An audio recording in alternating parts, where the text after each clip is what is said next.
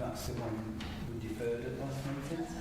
Yeah, and it hasn't been any... Yeah, he's been in touch with the applicants. She did ask whether they could to advise to and he said that he gave us all the protection to those who made what would be like in customers ordinance. And then she's come back to LCC and said this is the case.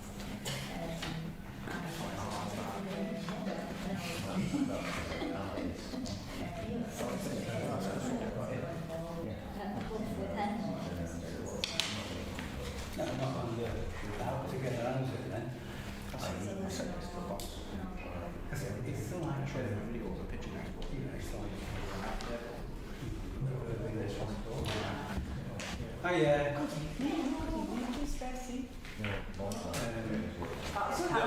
David, no, there is there or there. I think you're hiding. Oh, I am hiding, sorry. David, just seeing the caretaker, it's actually somebody can sign us in, not to go through. Sorry? The caretaker is just asking someone can sign us in to sign the group thing, not to go and do it. I don't know why.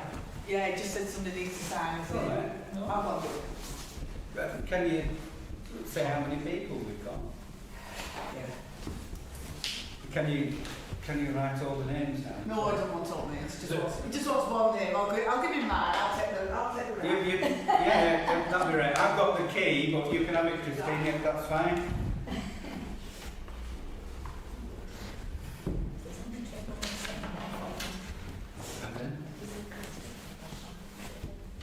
No, it's not that. I know, but for the purposes of tonight's meeting, she'll substitute. Oh, okay. Who was it then? Not mine.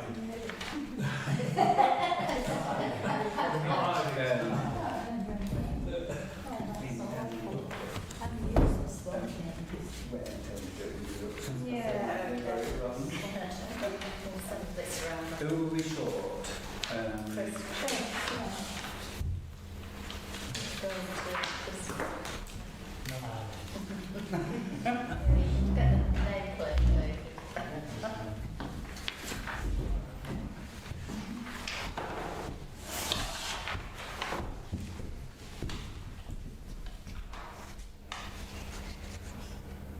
Ah, marvellous.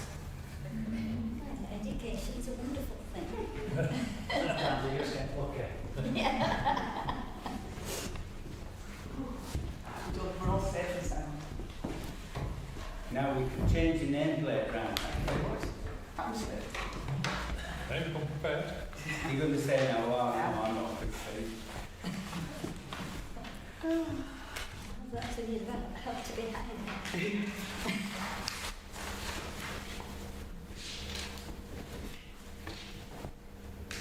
When we got it. Chris said it's coming.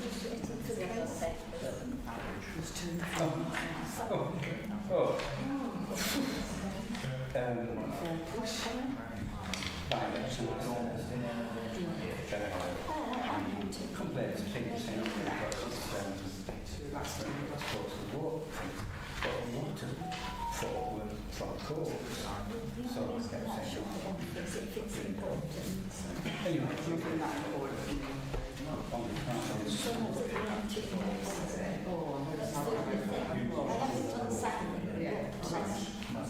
they were sent out on the 13th, so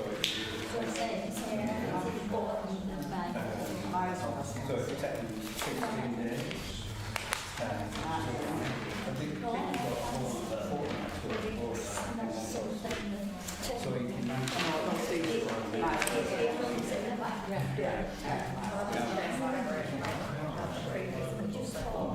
well,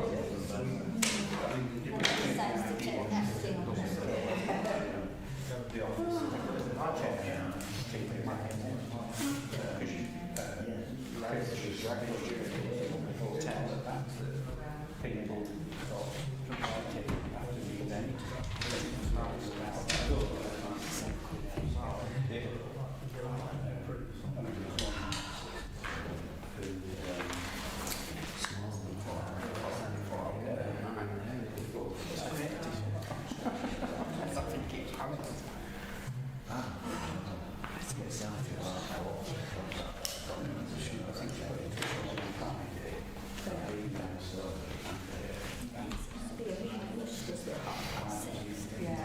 We started at 7.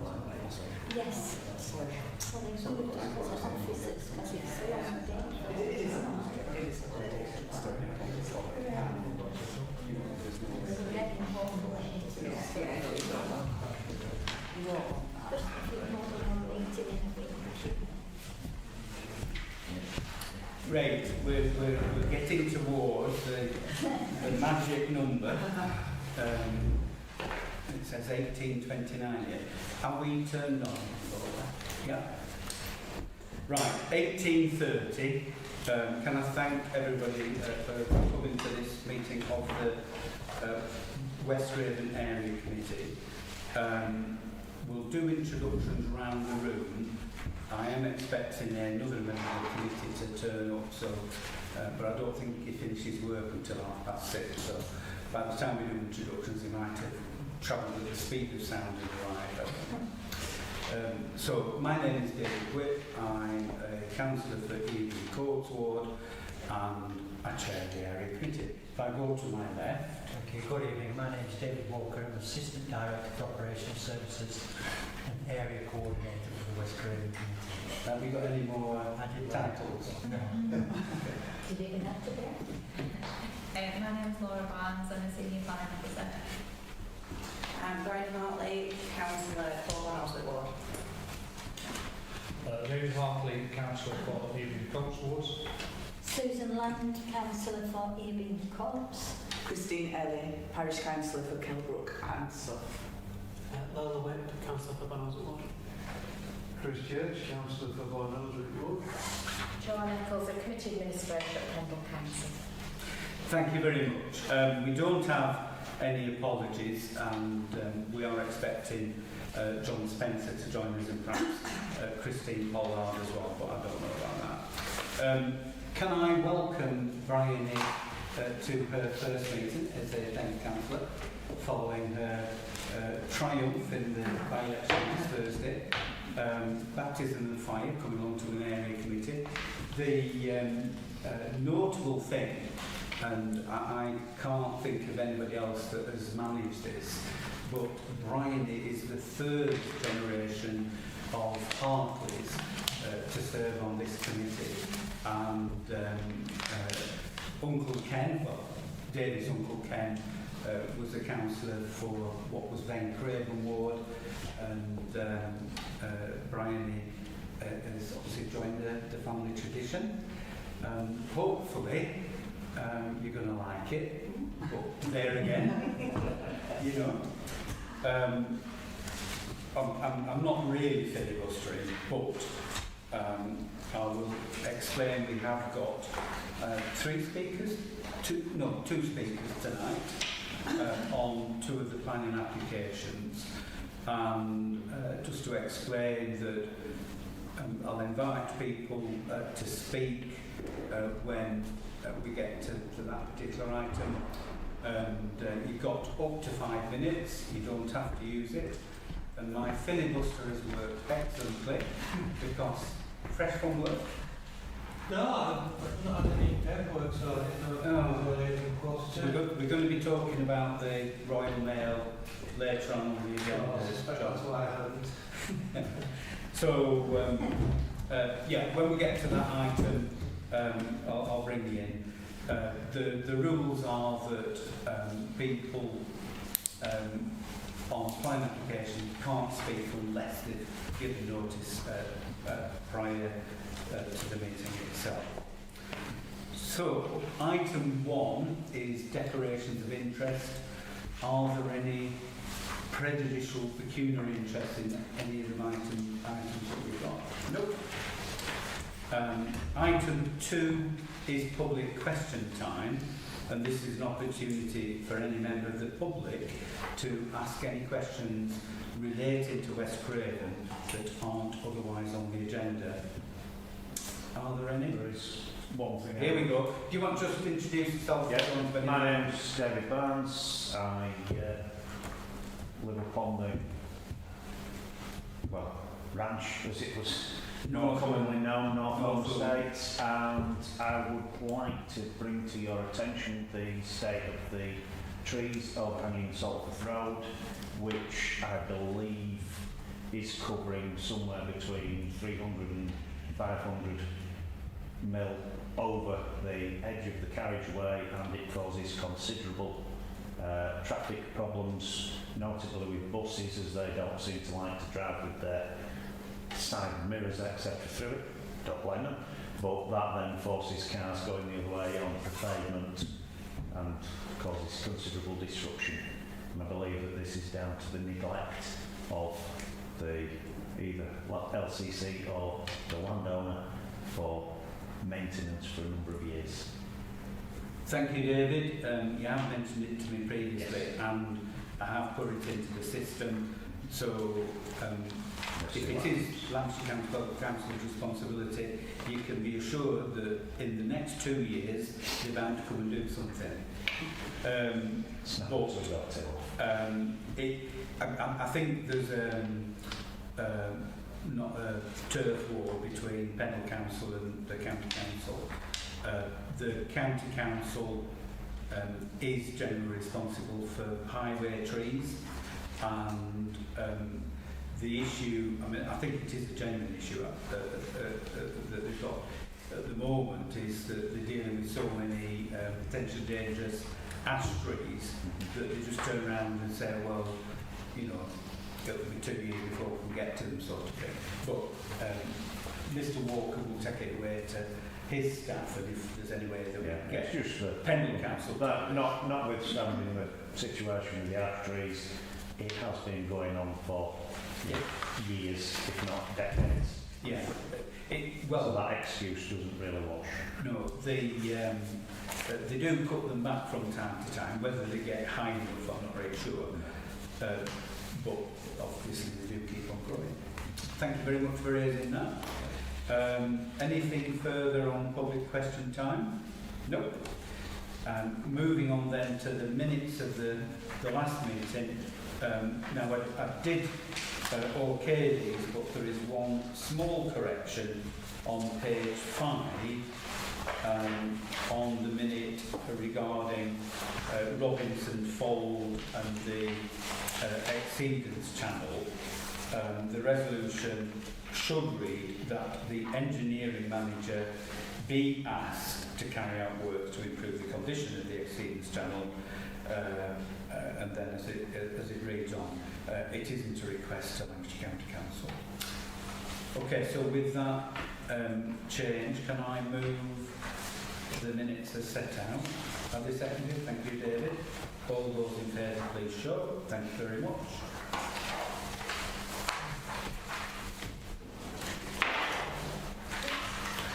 Thank you. Which takes us on to police matters and community safety issues. There aren't any police officers here, and Joanne thinks that they may well have sent their apologies, but we do have some figures, and we can ask some questions through Joanne to the local sergeant, and we can discuss any community safety issues that people have. So, it says Combe crime figures. I'm not sure that we've actually got the right figures. You have, it's West just been that Craven. box. Oh, right. It's lumped together lumped together. All right. So West Craven, we don't have a separate schedule between the two wards that we now have. I'm not sure that there's a great deal of use. We generally have a comparison with 12 months previously, so we can see trends over time. David? No, as you said, don't have the comparison with Barley Community and things like that we always had. So, don't think without a police officer here to actually explain things, they're just numbers on papers. Yeah. Okay. What I would suggest is that, as well as expressing our dissatisfaction with there being no police in attendance, that we also chide them for aggregating the figures and not giving us any meaningful information for us to discuss. Are we agreed on that? Yeah. Yeah. Okay.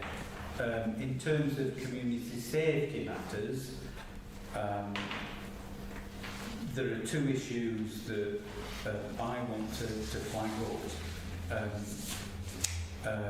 Without naming any names, there is a gentleman in Balnoswick who is being victimised by a group of youths and has had his home attacked, and I was hoping that both he and the police would have been here tonight in order to actually get to grips with what's going on, but clearly neither are here.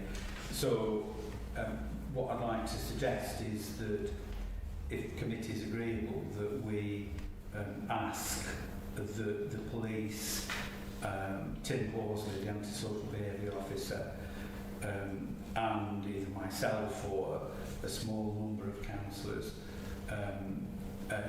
get round the table to discuss what's going on and try and find some resolution to the problems that are being experienced.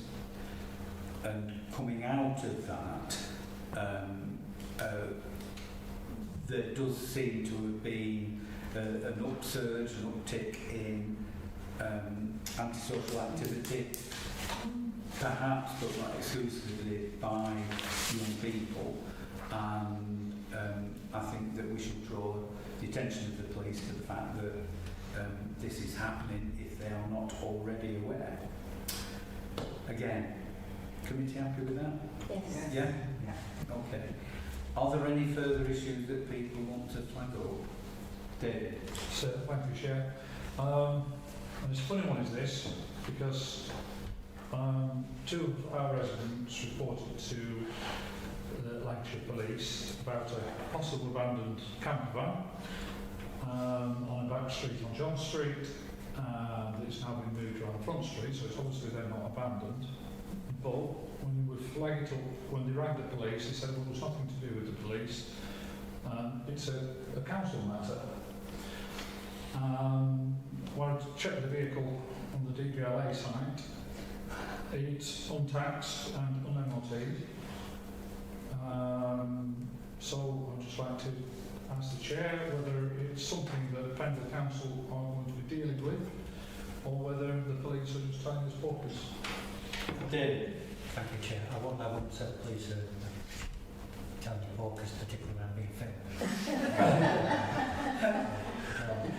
If it's an abandoned vehicle, then the local authority will have jurisdiction to deal with it, but clearly on this occasion it isn't abandoned. So we can It's been there for a few weeks. report it to the DVLA, but that's beyond our control after that, so it would be a police matter. But I'm happy to take the details and report them.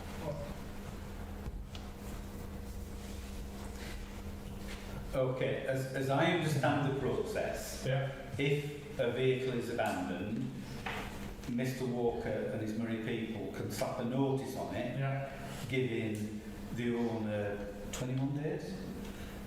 If it's on private land, it's 15 days, it'll be a week. So it's on the main road, it's on the street. So it's on public land, so it would be how many days? 7 days.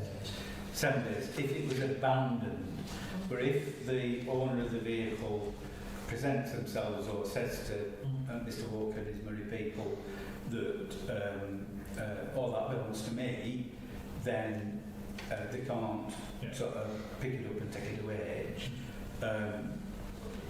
And then the process that Mr Walker explained in terms of DVLA kicks in. So they would go through that route. We did have a brief chat about this outside the meeting, and we are eagerly awaiting our new police community support officer, Donna, who elsewhere in Pendle was instrumental in bringing in a bin, sorry, I can't say this, Bin the Bangers programme, where they go around and tackle such vehicles as perhaps this one is. So Donna might bring that expertise into West Craven and we get some of the activity of that nature.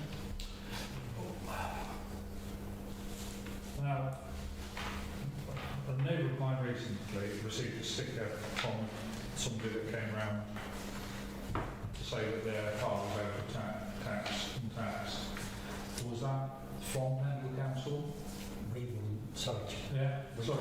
Project. No, we would deal with it as the chair says, the abandoned vehicle. Right. We wouldn't necessarily put a notice on a vehicle that was untaxed. Yeah. If it was a yellow fixed penalty. It was a yellow fixed penalty. With a shoe on, with a wheel on as well. Yeah, it may well have been DVLA taking direct action. They do patrol occasionally in the area. Right. We are involved on some occasions with patrols. I'm not aware of any being in this area. We predominantly hit the back streets of Nelson and Colne when there are bigger issues and announcing them on social media, the responses to those. But that sounds like it is either a DVLA or a police notice. Right. Very good. Thank you. Are there any... Can I David? make a comment in regard to that? My other hat, I am an adult volunteer with the ACF. I've currently been dealing with the local community body, for want of a better description. Now, he has managed to get some vehicles moved from in front of the detachment. However, there is one vehicle that was stickered as abandoned some 3.5 years ago, which is still outside the detachment, no tax, no test. And there are other vehicles that have been there for various lengths of time. Now, I just wonder what is the issue. Apparently, the land is classified as unadopted because it's not on the land registry.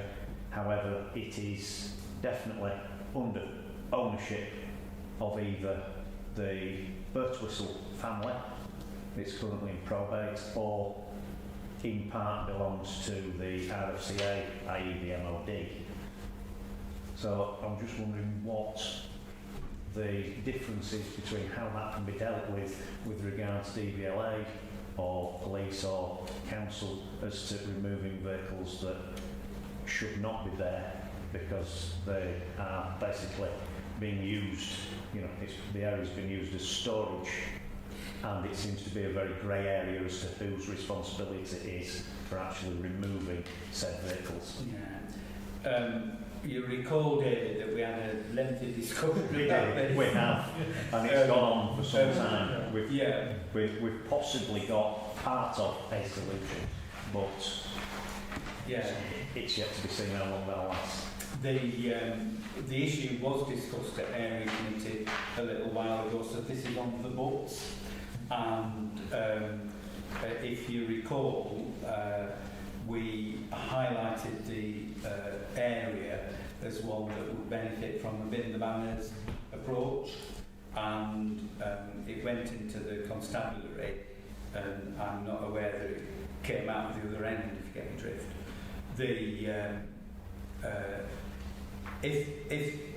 If that vehicle continues to be abandoned, then Mr Walker could put his sticker on it, but if they claim it and say it's Oh, ours, that has been done on multiple occasions. yeah. The gentleman who has the garage there plays the system very well, and I've had various conversations that have basically led me to believe that he's not the most pleasant person to deal with under those circumstances. So whether that has something to do with why there's a reluctance to deal with it, I don't know.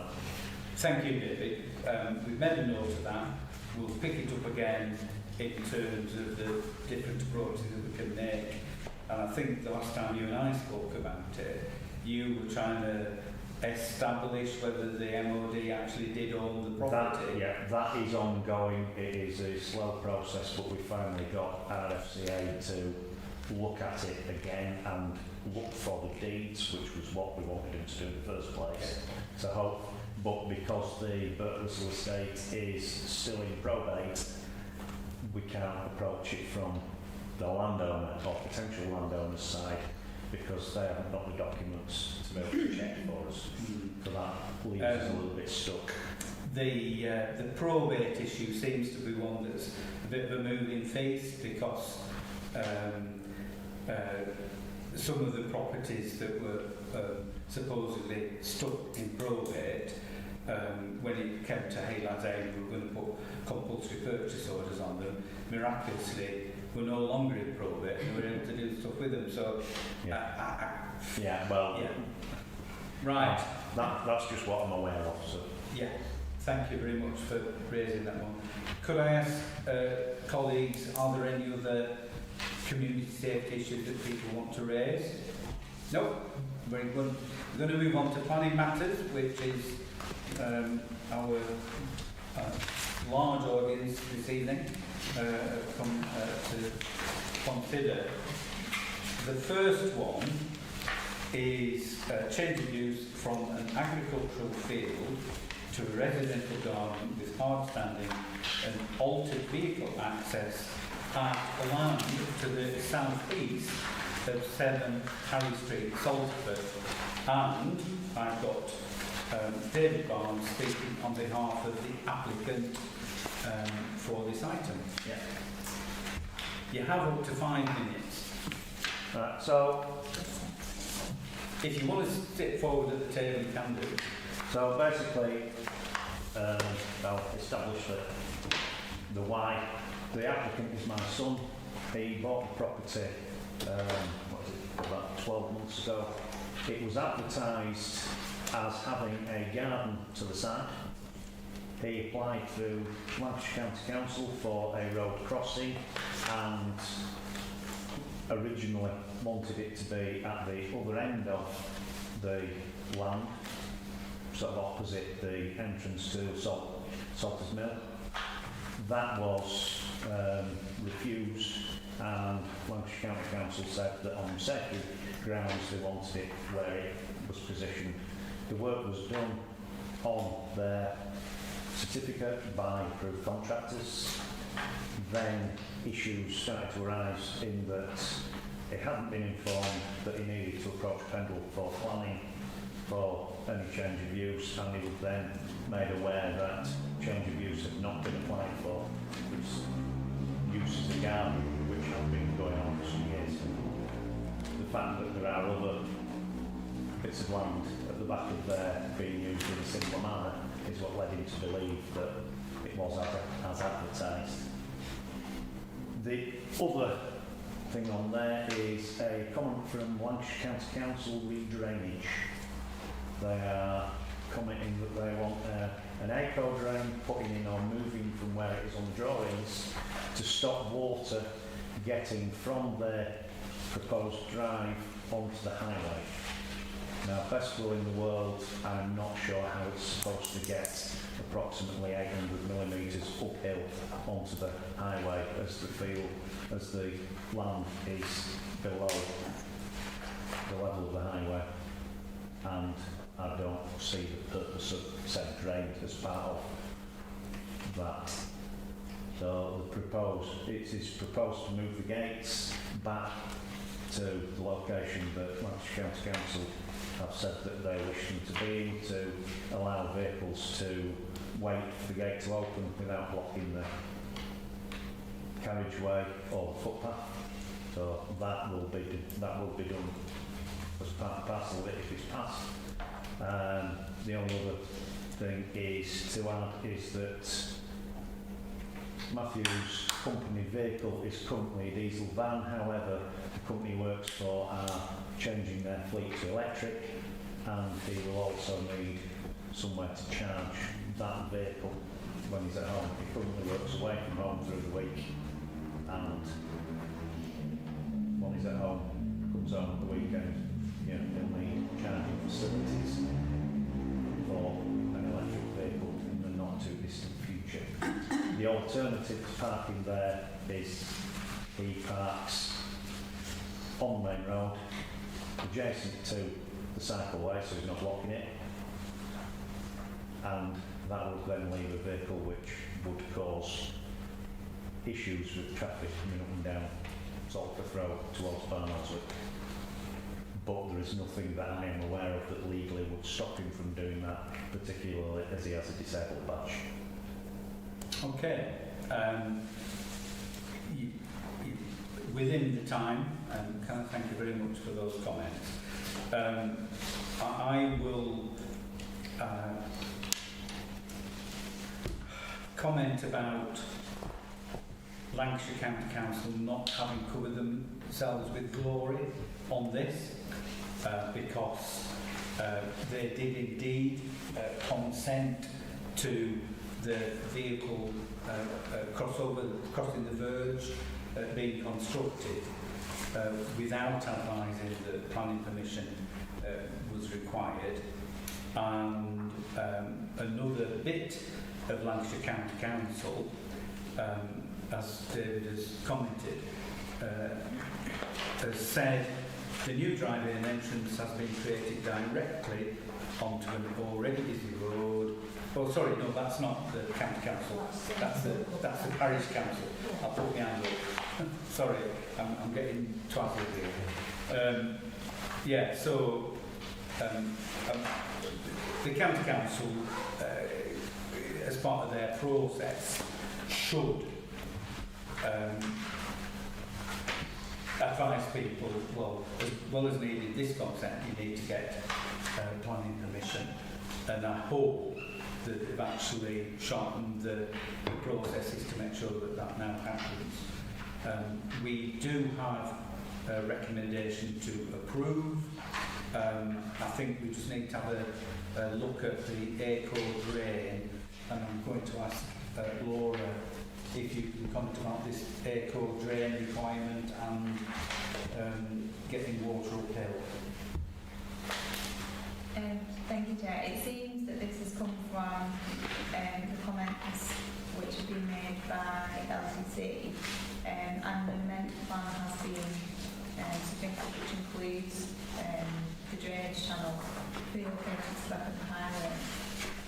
So the amended plan is one of the ones which is listed in the conditions at revision 2, revision D, shows the drainage channel, so I think that would be sufficient. I have. Okay. I have the printout of that. Do you want to pass that round?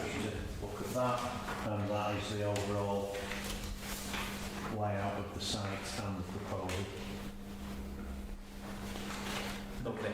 We can't engage in a dialogue, David. No, I'm just... This is very helpful. Yeah. So, as I understand it, the recommendation is to approve the drainage channel within the plans is achievable, and that everything's hunky-dory.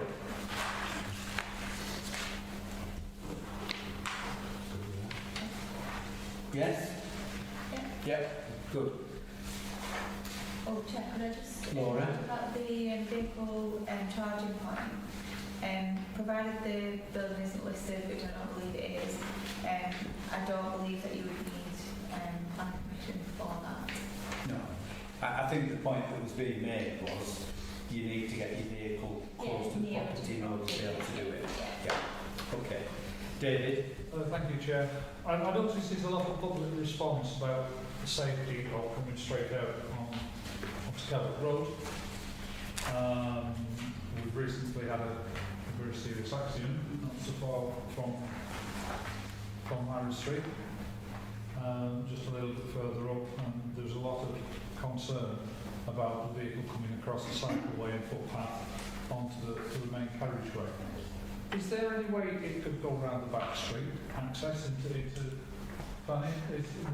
Is there access via the back street that might alleviate people's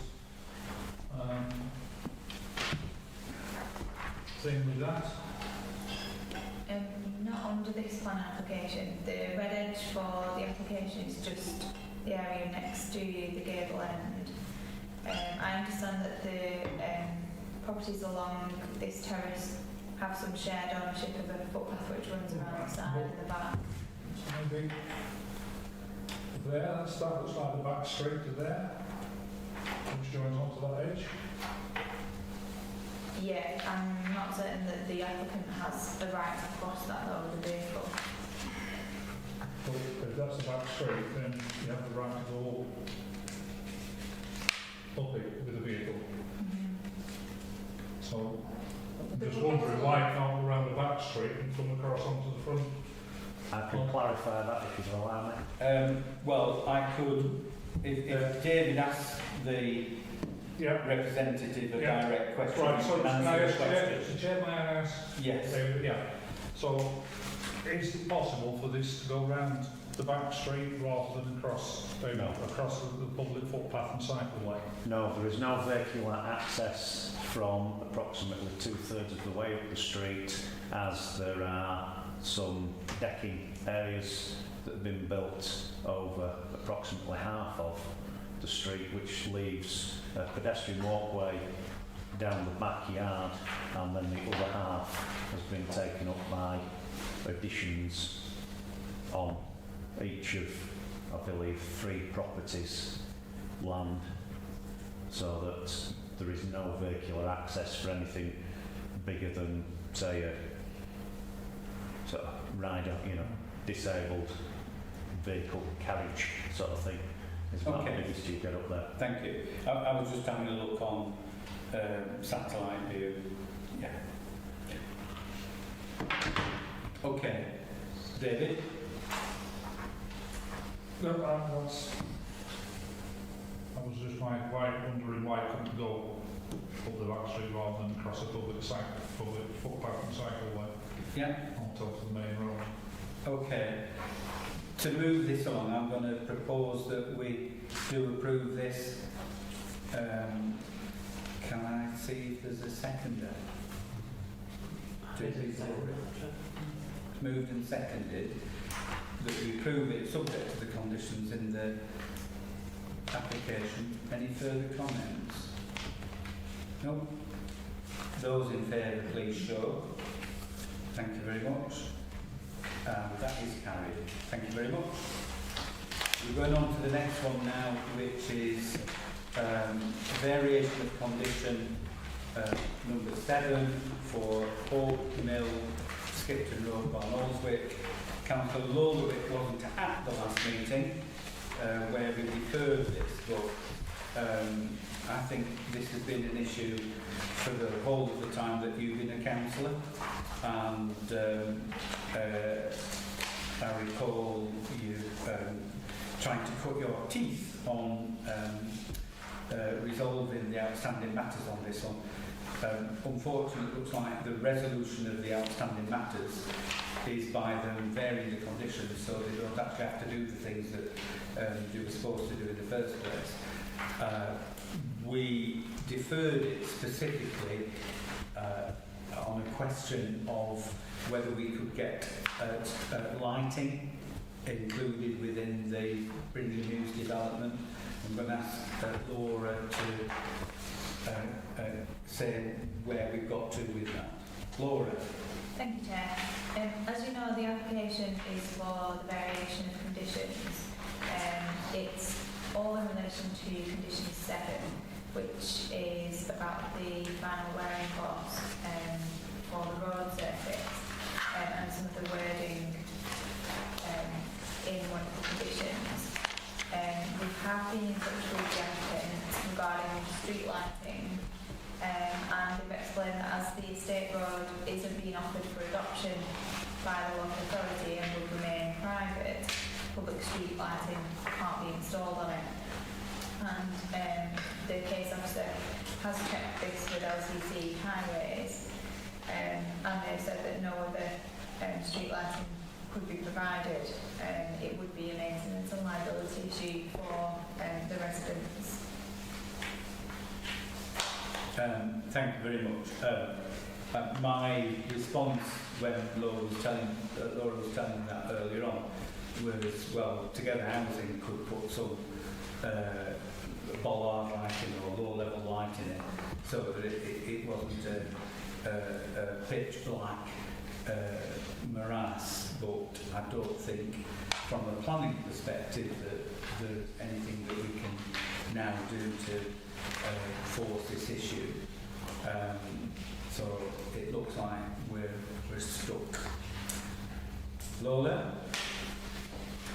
Just a bit bamboos work, because that entire area has street lighting maintained at LCC's expense on roads that are not adopted by the highway authority. And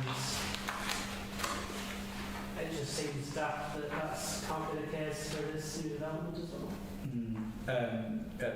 Lola's referring to Applegarth, which there's Applegarth and George Street that has street lighting on it.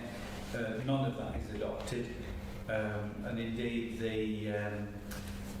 there's a last lonely lamppost on a track that used to, the lamppost was in front of what was Bank House back in the day, owned by one of the Bracewells. Sorry, I am going back a bit. And it burnt down when I was a lad. It was nothing to do with me, but my sister might have indicated. Sorry, I can't take that back because it's on YouTube. Well, we're seeing her on Saturday, so if she gets done for arson, it's probably gone past the what do you call it? Statute 2. Yeah, that's the one. Yeah. Yeah. So there are street lights dotted about all over the place on unadopted bits, and it just seems to me that Together Housing trying to duck out of providing the lighting that their residents would like to have, and you know, I assume it's all pounds, shillings and pence. So Laura, does their argument that it's not public land or public adopted highway cut any ice, given what Laura's just said? I think we've got to take the application on face value, really. It's not about the street lighting. The application has been somewhat sidetracked in relation to the street lighting issue, and I think we need to just determine it on the basis of what we're being asked here, which is about condition 7 and whether they can amend the wording.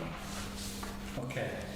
Do I understand correctly that the applicants cannot appeal against refusal of discharging the condition? I believe that's the case. Okay. So we could not agree to this in the whole. Pardon? This is a variation, it's not a discharge condition. Well. So it would essentially issue a new decision notice with a new set of conditions with alternative wording. So if the whole kit and caboodle is opening up, could we then put it in that we want them to put the street lighting in? No, it's not. It's specific that the variation condition is just about condition 7 in relation to the estate roads. And on page 11, you can see that the proposed variation seeks to amend the wording relation to construction of estate roads to at least base course level to each plot before the development commences on that plot, unless otherwise agreed in writing. So the applicant is attempting to vary the condition in relation to this specific issue. It isn't looking at all of the issues over again. Okay. It sounds like committee doesn't have a leg to stand on, but what do people think? Lola? I'm unclear how the change of wording can put into effect what we're hoping to achieve, because surely they don't have it in writing from us, the local planning authority, that they can do otherwise. Right? You can't backdate a letter now for something we've already done. It is something that happens on various developments where a part of the development hasn't happened, or there's been a trigger of what they should undertake prior to commencement, and we do see these variation of conditions applications quite frequently. But it's my understanding that if we accepted this application today and that amendment was made, us, the local planning authority, would then need to issue a letter to agree that change from the minimum standards. To discharge the condition. The variation. Variation Yeah, from the so minimum standards that they've previously been conditioned. that is what they're seeking to do, yeah. So can we as a committee just agree to not discharge that condition? Based on, Not to vary the cost. and just not agree to reducing the standard of which the Yeah. roads have to be constructed or not? I mean, my perspective is that the residents really would like some lighting. And, I mean, for the last dozen years, I think we've been working towards getting lighting. Now, the development, I can't just remember when it was completed. Obviously, it never has been completed. But it's probably 10 years that this has been, going around the pinball machine to a very unsatisfactory extent. So I don't think it's going to make a blind bit of difference if we don't agree to vary this condition at this point. Presumably they would have just trundled on not doing what we should have done for another 10 years or so until we're all gone into a new unity authority and it's all buried. But as I see it, they don't have a valid planning permission, and that is something that they presumably would like to achieve. So I think there is still scope for us to seek the lighting that we'd like to do.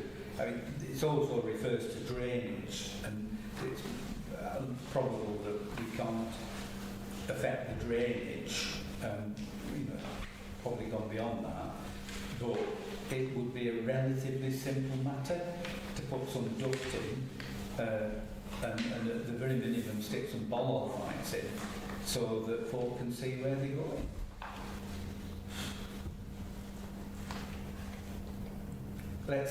Can we just... Oh, for goodness sake, Joanne. So, Joanne is memoing to say, if we don't agree to do it, will it go to development management, which is the central Pendle committee, trying to wrinkle out awkward area committees making perverse, unreasonable decisions. Laura, what do you think? Yeah, I would say we should refer it because it would result in a risk of cost from the applicant. Okay. They're intending to pursue this application so that they can regularise their permission, and if we prevent them from doing that, I think that will be seen as being unreasonable. Okay. What I see as being unreasonable is a developer and Together Housing saying that they were going to include street lighting, not including street lighting, leaving residents literally in the dark. I think that is entirely reasonable, and I'm happy to sort of argue the case at development management and stand in front of a planning inspector if need be to say we should be doing the right thing, not the thing that on paper is the right thing. Lola. Thank you, Chair. I suppose my question is to Laura. Can this committee tonight make a decision to not agree the discharge of conditions? Not agree the variation. Well, so if we agree to the variation, it still requires us to make to in the future agree to a subpar construction than the previously agreed conditions. So can we as a council be reasonable in allowing this variation, but then not issuing agreements to discharging conditions? Nice one. Under That's why I'm holding hand up. Sorry, Susan, I didn't realise you were. It was the same question that... And I don't think that's unreasonable, because obviously this council needs to agree to The discharge and how it's constructed and Yeah. Yeah, I think that's an excellent idea. but the question is, does this committee have the power to block that? We can resolve that the discharge of conditions comes to committee, and we can then say, well, we don't agree to discharge conditions because they haven't put the street lighting in. yeah. Yeah, we could agree that it could be called to this committee. We can't prejudge the future. No, of course, we keep an open mind. Keep an open mind, won't we? Yes, Yeah. definitely. Because it does say in the report, however, it is to be noted that the condition can only be discharged if the details submitted, even if not compliant with the specification for adopted roads, are considered acceptable by the local planning authority, and this assessment will be carried out when an application is submitted to discharge this condition. So, yeah, we don't want to prejudge a discharge of conditions application, but you could call that into be considered before this committee. Okay. So I would therefore move that we accept The the variation as presented tonight, and also Resolve to. in that resolve to bring any discharge of conditions for this application to committee in the future. Yeah, so that's moved and seconded. Yes. Wow. All those in favour, please show. Thank you very much. That's carried. Laura, you will go back into the office bearing this news. And the saga that has gone on for 12 years will go for another 14 years. Right, that brings us on to erection of the storage building at Grange Hill, Skipton Road, Erie, where the recommendation is refused. However, we have a speaker, and I should explain that this one was due to be determined with a delegated decision. I called it to committee in order for committee to consider the issues surrounding the matter. So, we do have a speaker. Thank you. Good afternoon, Chair and members of the committee. Thank you for allowing me to speak today in support of a retrospective application for a domestic storage building at Grange Hill, Skipton Road, Erie. The application is to reinstate a building which has historically sat in the same position. I would like to address directly points raised by the case officer, particularly relating to materials, roof treatment and the building's visibility from the highway. During the officer's site visit, it was noted that the building is more visible from Skipton Road than shown in the heritage statement, pointing to the recent reduction in vegetation along the front boundary. And I fully acknowledge this point. It is important to clarify, however, that the boundary vegetation will always be seasonal, The shrubs and trees will regrow to some extent and natural regeneration will continue to soften the views over time. Nonetheless, we accept that at present the building is more exposed, and for that reason, the use of appropriate materials, traditional materials, becomes even more essential, something we are fully committed to addressing. In response to the officers' concerns regarding the mixed render and timber finish, we are happy to fully clad the entire building. A single, consistent timber finish will ensure the building reads as a recessive building typically found in rural conservation areas. We also acknowledge the concerns regarding the current roof material. To address this, we are happy to replace the roof with traditional slate, ensuring the building reflects the established character of conservation area and significantly improves its appearance from any public vantage point. Even with the temporary openness of the site, the building remains modest in scale and is comparable in form and materials to an outbuilding on the property directly next door. Should the council require material changes and these are implemented, together with natural re-establishment of the boundary vegetation, the building will sit comfortably within the landscape. The building provides essential domestic storage for the main dwelling and annex, serving 2 families and ensuring household items like bikes and garden equipment can be stored securely and safely. We believe the material amendments we are offering fully address the visibility concerns and the points raised by the officer. However, if members are minded to refuse the application today, we respectfully request that the committee instead grant a deferral to the next meeting to allow us time to prepare submitted revised drawings reflecting the upgraded materials and design improvements. In conclusion, we have listened closely to concerns raised and proposed clear and practical steps to enhance the building's appearance and ensure it sits appropriately within the conservation area.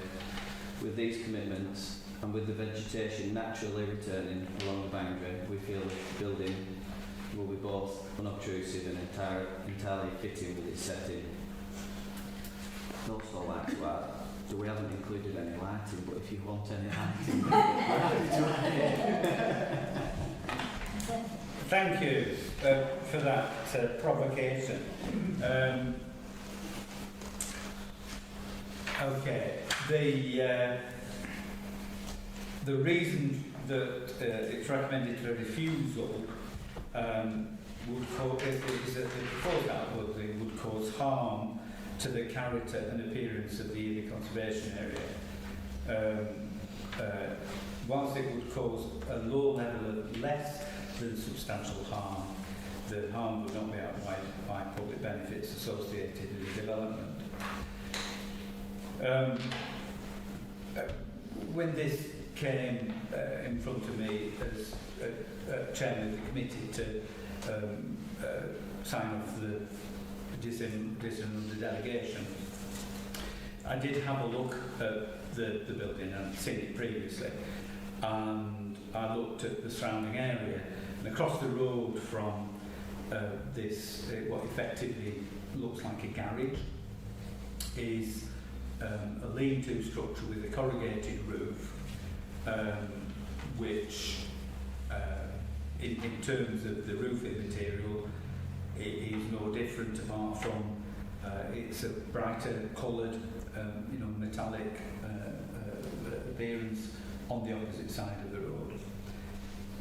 I recollect the property having a garage at that location going back a few years, and I checked with previous owners of the neighbouring property as to whether my recollection was correct, and that indeed is the case. And the neighbouring property does have a garage which is extant and has been there. In recent years, the footprint of the building has been used for storage. The wall around it has been there for a significant length of time. I can't just say how long. And there was quite a lot of material stored in that footprint.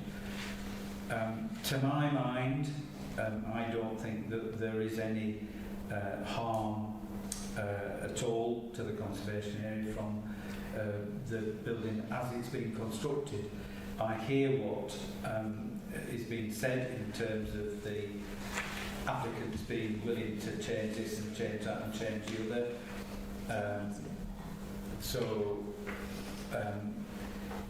Happy to fully clad. I don't know whether that is necessary. The base is the base that's been there for donkey's years. It's not, that's not a new feature. That's been there for, time immemorial. And I think the dark roof is not inappropriate. Putting slate on it look a bit naff to my mind. It's like slating a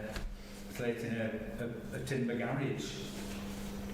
Not really in keeping. So my view is that I would allow it.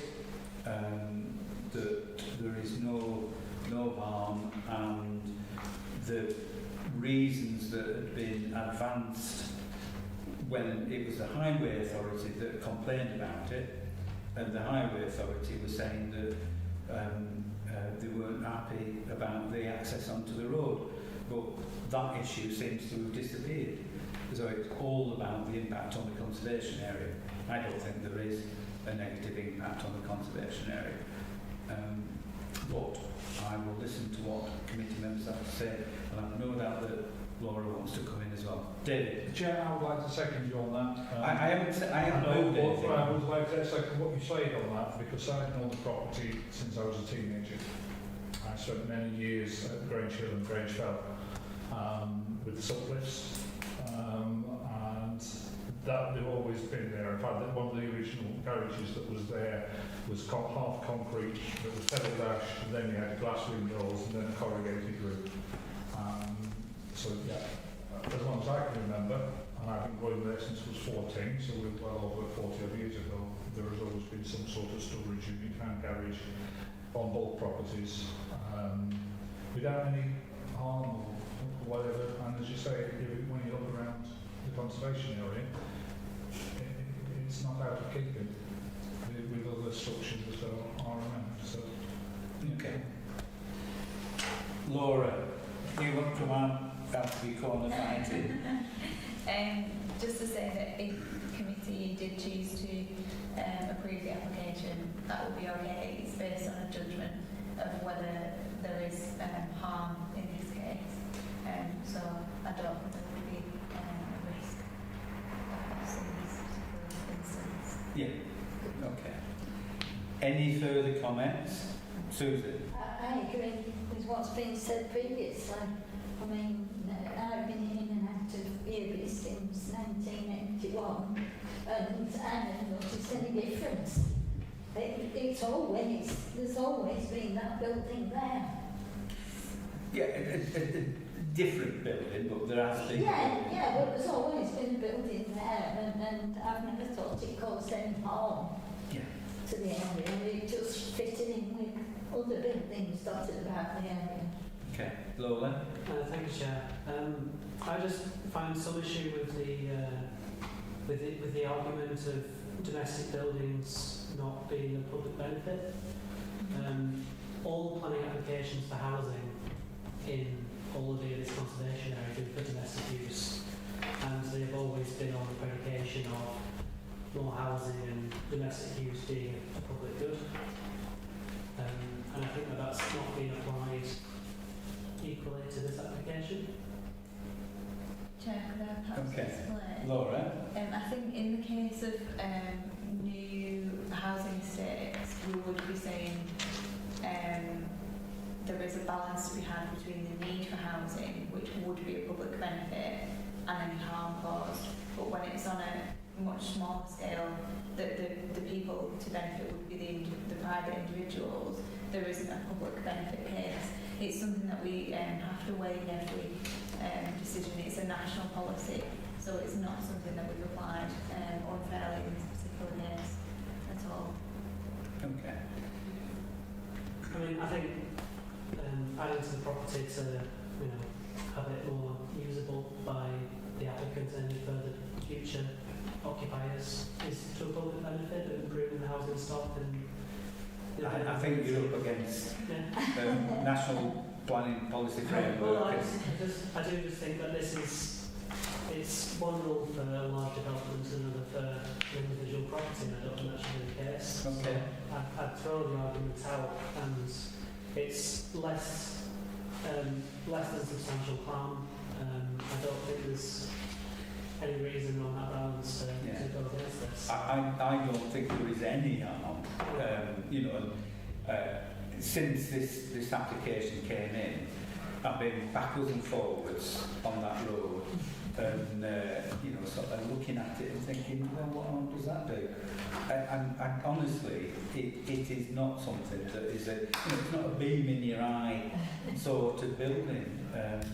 So I would invite a formal resolution to approve it. Laura, I think as a committee are content as it stands, so I don't think we want any conditions on it. No? Standard conditions. Standard conditions. So, apart from the standard condition, I don't think we require anything further. So, sorry, Mr. Chair. There was just the Highway Authority's concerns about door access onto the highway. Yes. And there should be adequate room for any building to access it in front. Okay. So are we included in that? They wanted a condition. Yeah. Well, I think there was an undertaking for the applicant to do something with the doors. Yeah, it's going to be completely blocked with the front doors leading onto the road, so the only access is from the rear of it, away from the roadside. Okay. And that were a condition that the highways had asked for, which is a problem at all. Yeah. So, but I thought that was like the submitted plan included that. I believe it is. I think it does show that. Yeah, it does. Yeah. So as long as I think it is right that if we are going to approve rather than refuse, we include that condition. Okay. Well, I think if we're approving the submitted plan, it includes that. It that embraces. Yeah, I think it says that. Right. Okay. I think it's boxed off, to be honest. Yeah. All right. Yeah. I've just got to get some more of that.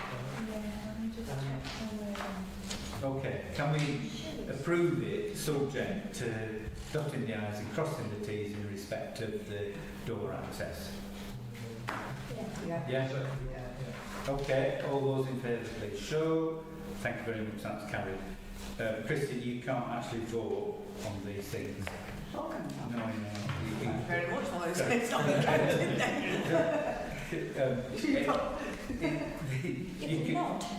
as a representative, as a cooperative representative, you can move and second things, but you can't vote. Okay. So I've been discounting you. I'll sit on my hands. I better tell I'll you. sit on my hands. Thank you. Right. That deals with the plan applications. We've been going for exactly 61 minutes. If anybody wants to leave, you're very welcome. If you want to stay, you're very welcome. We're going on to 5B, which is appeals. We've got the report for John Street where we have got an outcome. Would somebody know that? Thank you. Somebody know that? Yeah? Moved and seconded. Sorry?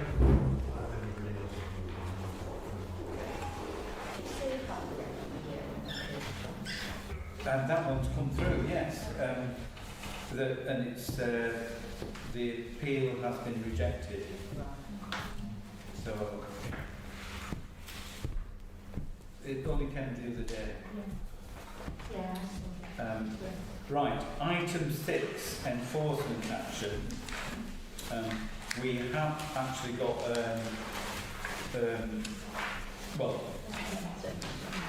an issue on this one.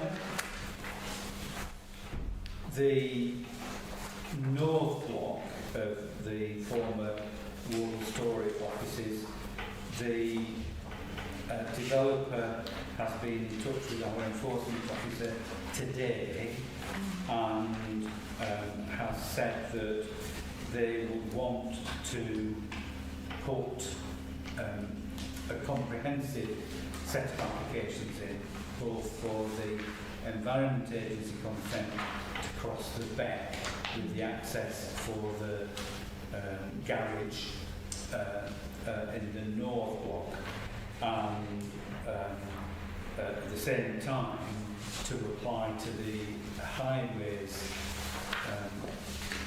authority for consent to do the necessary access, etc., etc., etc. Clearly, this has been to court, and we have rather lost patience with the developer previously because they promised that they were going to apply for the Environment Agency permit a couple of years ago, and ultimately committee said, well, we're not hanging about any longer, we'll take you to court, and that has happened. The position now, I think, is reasonable that the developer does put a comprehensive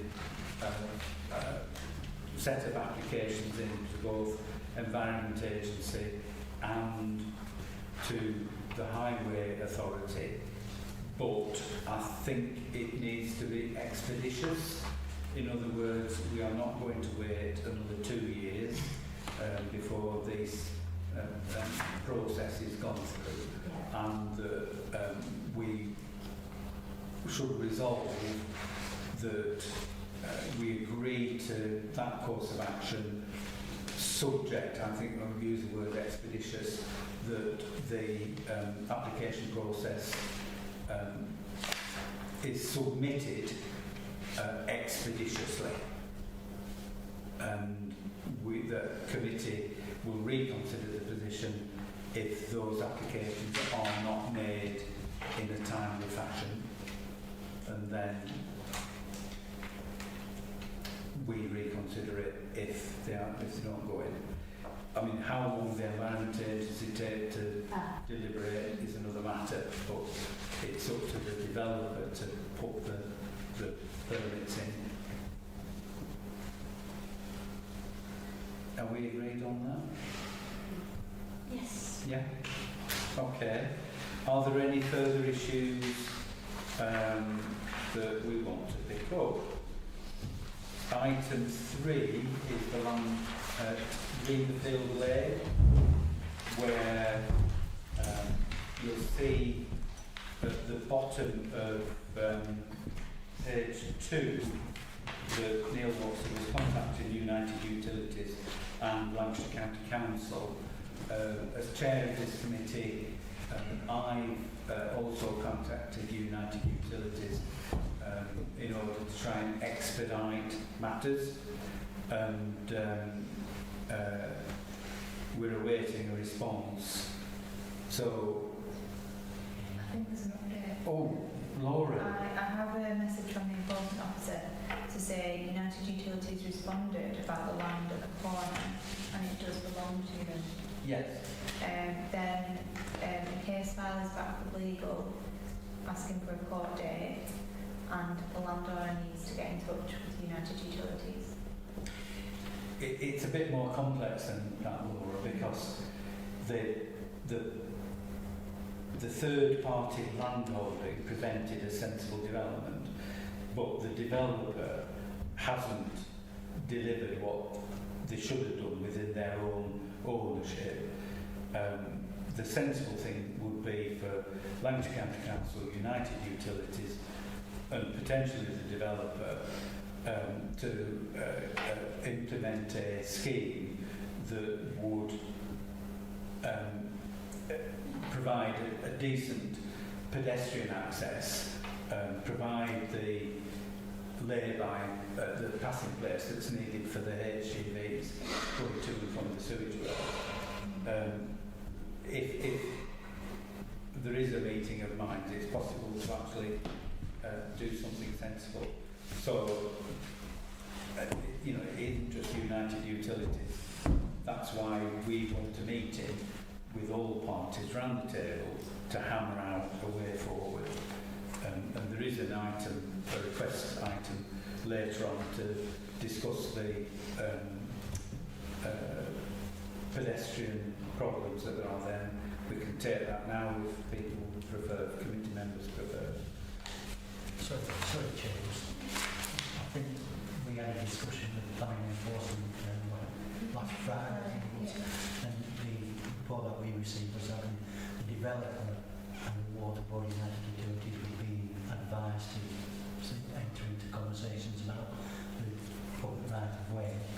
And similarly, there was a case still going to be prepared for court because of the failure to discharge the conditions as well, just to keep things moving on. Focus the mind, I think, was the actual words. Oh, I'm more than happy to take them back to court for the fourth time, is it? But the solution to the conditions on Greenberfield Lane are not in the hands of the developers, not in, you know, and the hands of United Utilities. And given that they've liquidated the company, I can't see us making a lot of progress. We're taking the directors to court in their personal capacities now. So we need to sort this out. In the meantime, we've got a horrendous situation where people on foot negotiating hurricane fencing, a narrow road, craters that people could fall into, and at the same time we've got heavy goods vehicles coming and going not only to the sewage works but other properties in the vicinity, and the passing place that was required as a consequence of a much older planning approval has been taken out of use by the hurricane fencing being erected in the place. There is a picture on a... Yeah, I've got pictures. Sorry, that's gone. Right, so if you look at the... It's only a small picture, but if you look there, that's the situation. You've got all these craters here. You've got hurricane fencing coming right into the edge of the carriageway. You've then got grass verge. There's supposed to be a footpath, a pavement behind that. You've got a timber fence that sticks out. The whole thing is unsatisfactory. So, you know, if it's possible to get round the table and hammer out some sort of solution with all these different parties, fine, fair enough. In the meantime, take the developers to court. There's lots of other things that they haven't done as well. So, you know, the writing is on the wall. They're not amenable to actually dealing with the issues that we should be dealing with. To say that this is frustrating is an understatement. All right, so in terms of, we authorise further court appearances, but we really do need to have that round table discussion. Yeah? Moving on. Area Committee budget, could I suggest that we know that? Item 8, we know that any new environmental light sites, which for Brian's benefit, these are areas that are owned by the council essentially, that we think ought to be improved, not private pieces of land, which is a different process. But if there are any that people want to flag up, they are there. Item 9, item items for discussion. I can't remember how many we've got. 2, 4, 18 is the one. 18. And of course, within each of these headings, there are umpteen separate little bits. So we can have a jolly good time. But it's not yet 7:45. So let's make a start. So the first one is a request for a graffiti wall in Barnoldswick. Brian. Thank you, Chair.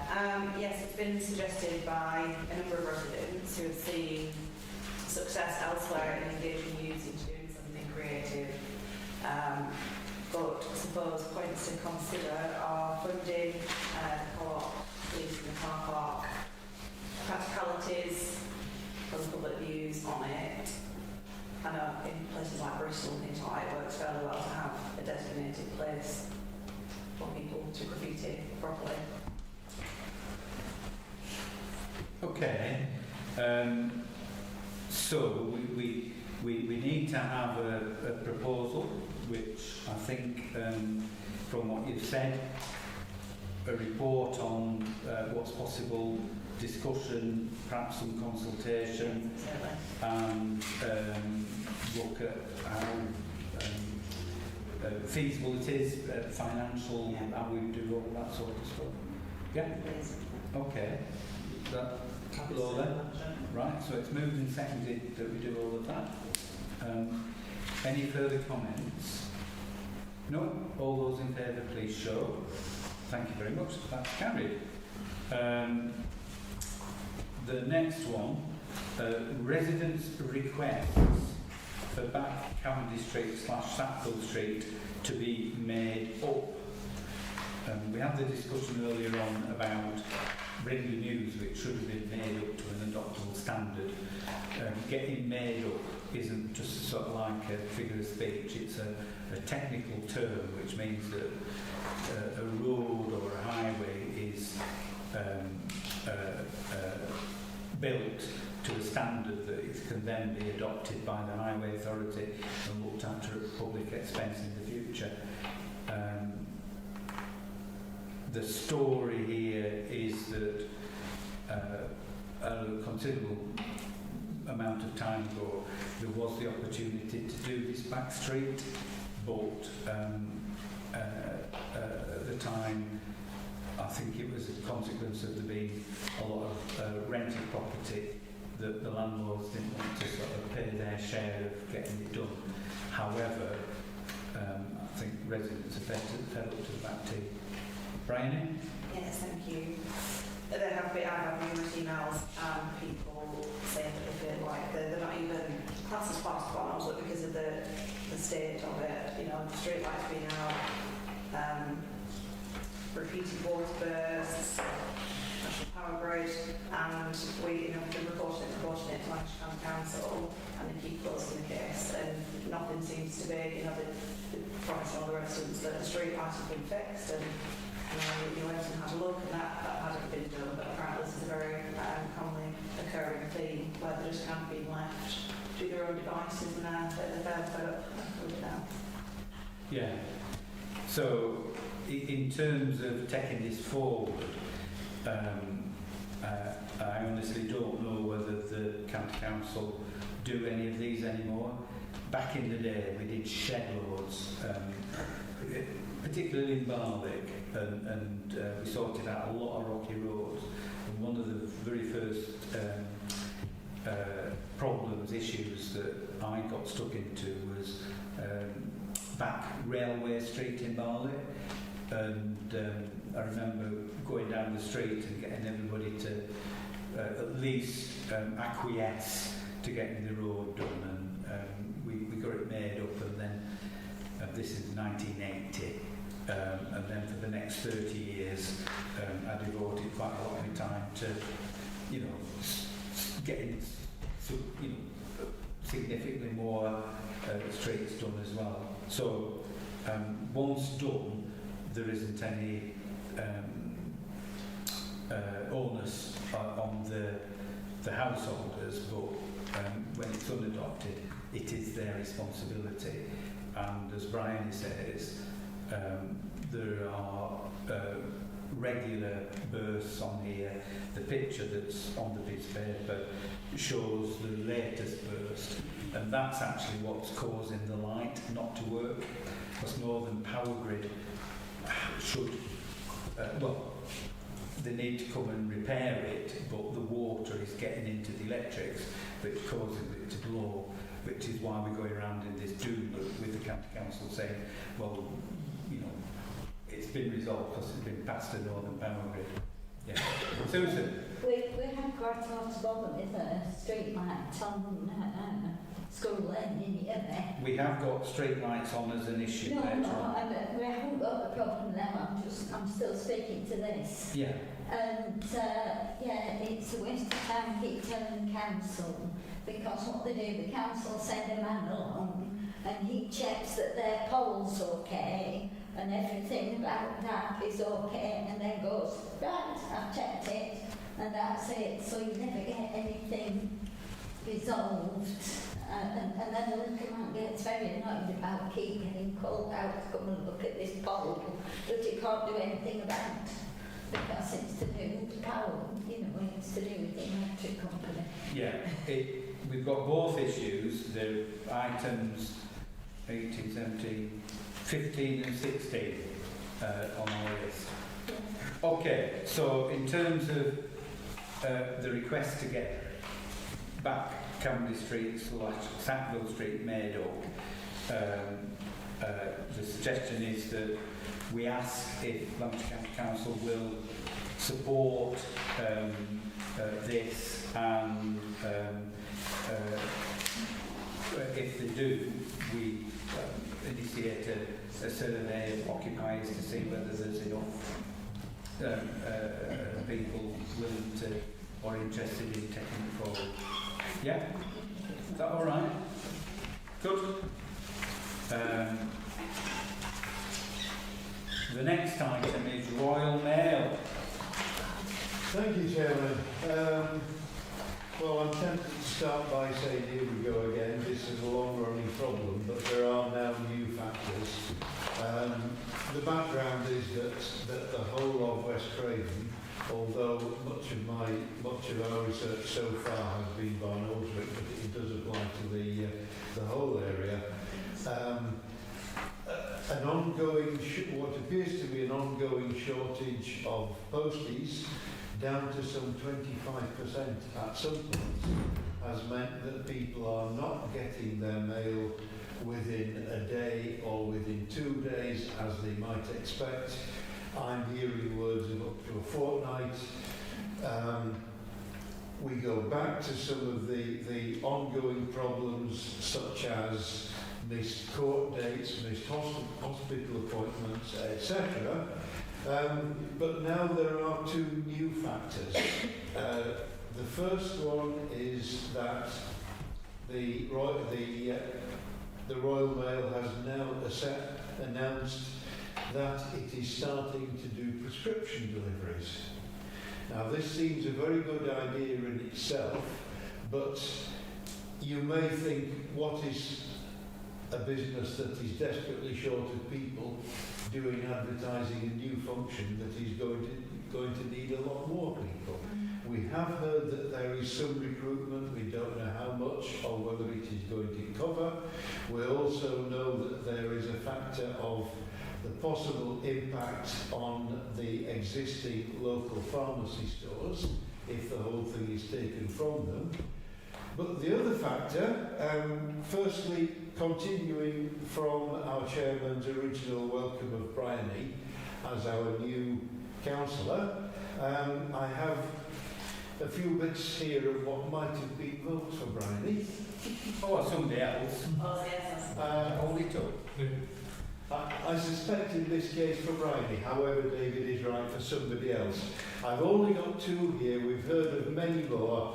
Many more of these people will unfortunately are not keen to go back in their waste bins and go and dig them out.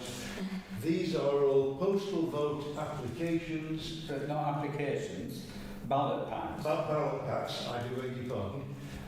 postal vote ballot packs, which anyone can apply for, and they have what ought to be a generous time in making a reply. Unfortunately, these and many others like them arrived after the deadline for putting in the reply. These are votes for public officers. We're not talking about local competitions or anything like that where people have missed. These are votes for public officers, and many of them are going amiss. I would not dare even to guess how many of them would have gone to whom, except we can only extrapolate the proportion that we got. But I don't mean in that to trivialise a serious problem. There are postal voting ballot papers going into bins quite simply because nobody has delivered them. There is a very generous deadline time, and to miss that means it must be a very, very serious problem. Now, in conclusion on that and all the other issues, I know that, Chairman, you and I have spoken to local regional representatives about this. They have made various points about what was then the future, which is now the past and hasn't happened.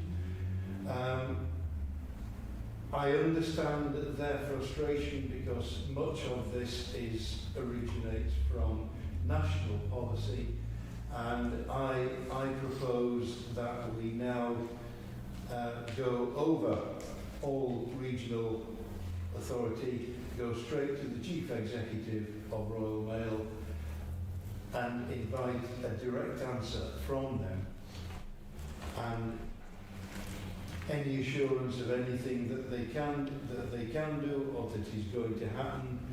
I'm not holding my breath, but I would like it to go to that top desk and for us to hear from that top desk exactly what's going on. Okay. And quoting the failure to deliver the postal votes. Absolutely. Yeah.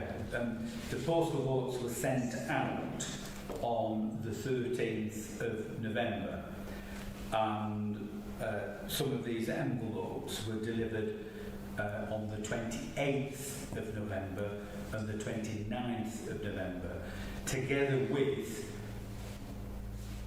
a fortnight's worth of post.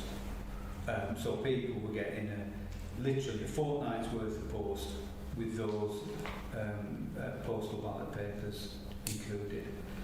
And some of the stories that we've got are, well, there's one very distressing story, but an uplifting story is that somebody who was affected by this presented themselves at polling station at Wormsgate, and it was explained that they need to get a replacement ballot paper from Nelson Town Hall. They cycled to Nelson, got the replacement ballot paper, and instead of handing it in at the Town Hall, they cycled back to Bollick, they'd have had to anyway, and presented the ballot paper at the polling station to show that they had gone and done it. And if there'd have been 2 or 3 votes in that by-election, one way or another, then people would have been going to the High Court because there would have been a question mark as to the validity of the result. Fortunately, Bryony, 1,008 to 441 is enough of a margin that people aren't going to be challenging it. John? Yes, simple question. We're talking about people's sorting packs not arriving with them. Is there any evidence of the voting packs having been reposted back, not arriving in time? We will find that out because the elections manager does record how many are returned late. The other question that I was asking was have any of the people who didn't receive the postal votes, have those postal votes been returned by somebody else and that there is a corrupt practice going on. I have no evidence that that is the case, but clearly if there are postal votes not being delivered in a timely fashion, then it does open the system up to abuse, put it that way. But we can check these things, and we will be checking these things. I think at the moment we're homing in on the Royal Mail failures and their non-delivery. I know last week that although they have recruited some posties, on at least one day last week, not a single item of post letters was delivered in West Craven, because all the posties that were available were out delivering parcels. And whereas this time of the year they'd normally have 2 additional vans and agency staff to cope with the peak in demand, they haven't got the additional vans, they haven't got the agency staff. So the posties that they recruited to fill the rounds are being used for parcel deliveries, and we're 1 step forward and 2 steps back. So, Chris, you're suggesting that we escalate complaints to the Chief Executive. I think the Chief Executive Office it's shared, the complaints manager is shared with the Chairman. So could I suggest that we just say Chief Executive and Chair? Yes. Yeah. Yes. Yes. Especially as every reply we've had so far, as I've said at the time, is the sort of thing that looks like it was written by a PR department. Yeah. So, and I should add, as I have added at every episode since, in all of this I have not heard one word against the posties themselves. No. They are brilliant. Yeah. In fact, they are, many of them would say that they're almost crumbling under the weight of all this. Thank you. Yeah, okay. Anything further? If not, it's been moved and seconded. Put that to the vote. All those in favour, please show. Thank you very much. Delighted to see Christine not voting. I didn't have the hand up, but I was scratching my head. No, okay. You just can't get into the habit. The next item is speed of traffic on Brogden Lane. Lola? Thank you, Chair. Yeah, to those unfamiliar, Brogden Lane is a well-used leisure route for cyclists, horse riders, walkers. It's also used as a rat run, cut through to avoid having to go by Gisborne over the tops. And there's been some concerns by residents as well as people using the stables on the road about the speed of traffic, the odd vehicle. And so, Chair, I would move that we request LCC to implement a quiet lane order on that for access only. Okay. I mean, I don't know whether there are any other actions that the County Council and Highway Authority could take. I don't know. But we could ask them an open question. We could say, please can you designate it's a quiet lane? And is there anything else that we can do? Yeah? Is that supported? Are there any other... Susan? No, I'm just seconding. Okay, very good. Moved and seconded. All in favour? Thank you very much.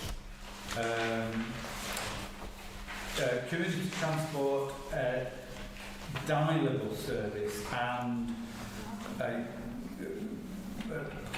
members that have been on the committee a bit will recall that a while ago, probably last year, we asked if the town bus could get up to Dalesview Park.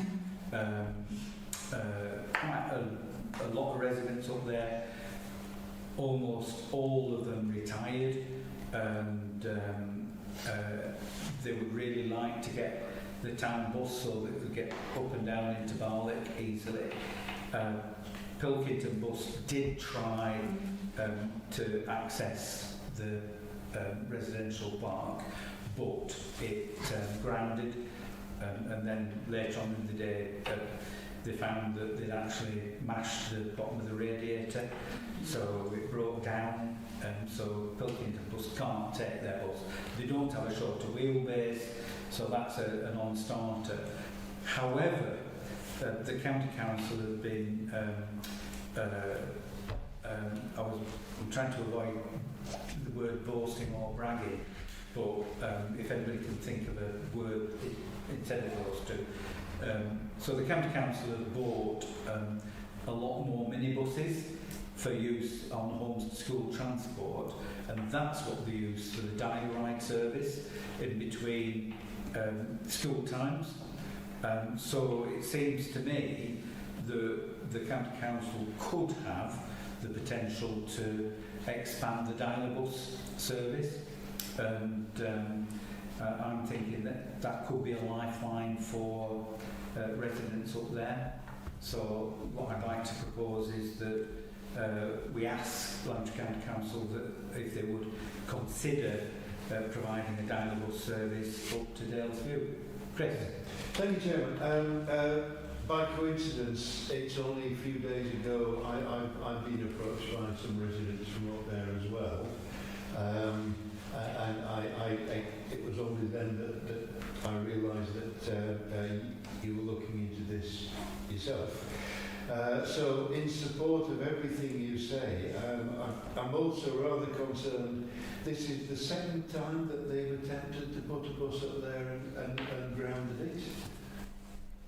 Well, I say they collectively, everyone. It has been tried before. I don't know how many attempts anybody has made to approach it at a diagonal and avoid grounding, or even to back in. I'm told might even be possible.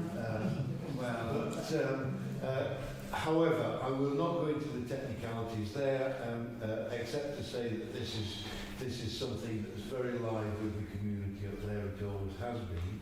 It's very easy to see it as a hidden community because you cannot see it much from the road, and all of us with brick houses and stone houses can drive past very comfortably and think it doesn't exist. But it is a very active community, it's a sizable one, and for it to be completely without a bus is quite unthinkable. So as I say, I second your proposal and support. Thank you very much. The benefit of the minibuses is that they've got a much shorter wheelbase, so the change of gradient when you come off High Lane to go up the ramp would be more possible. Unfortunately, in terms of the town bus, the running time is very tight already, so in order to approach from a different direction, it'd have to run down to Saltford, come up Saltford Drag.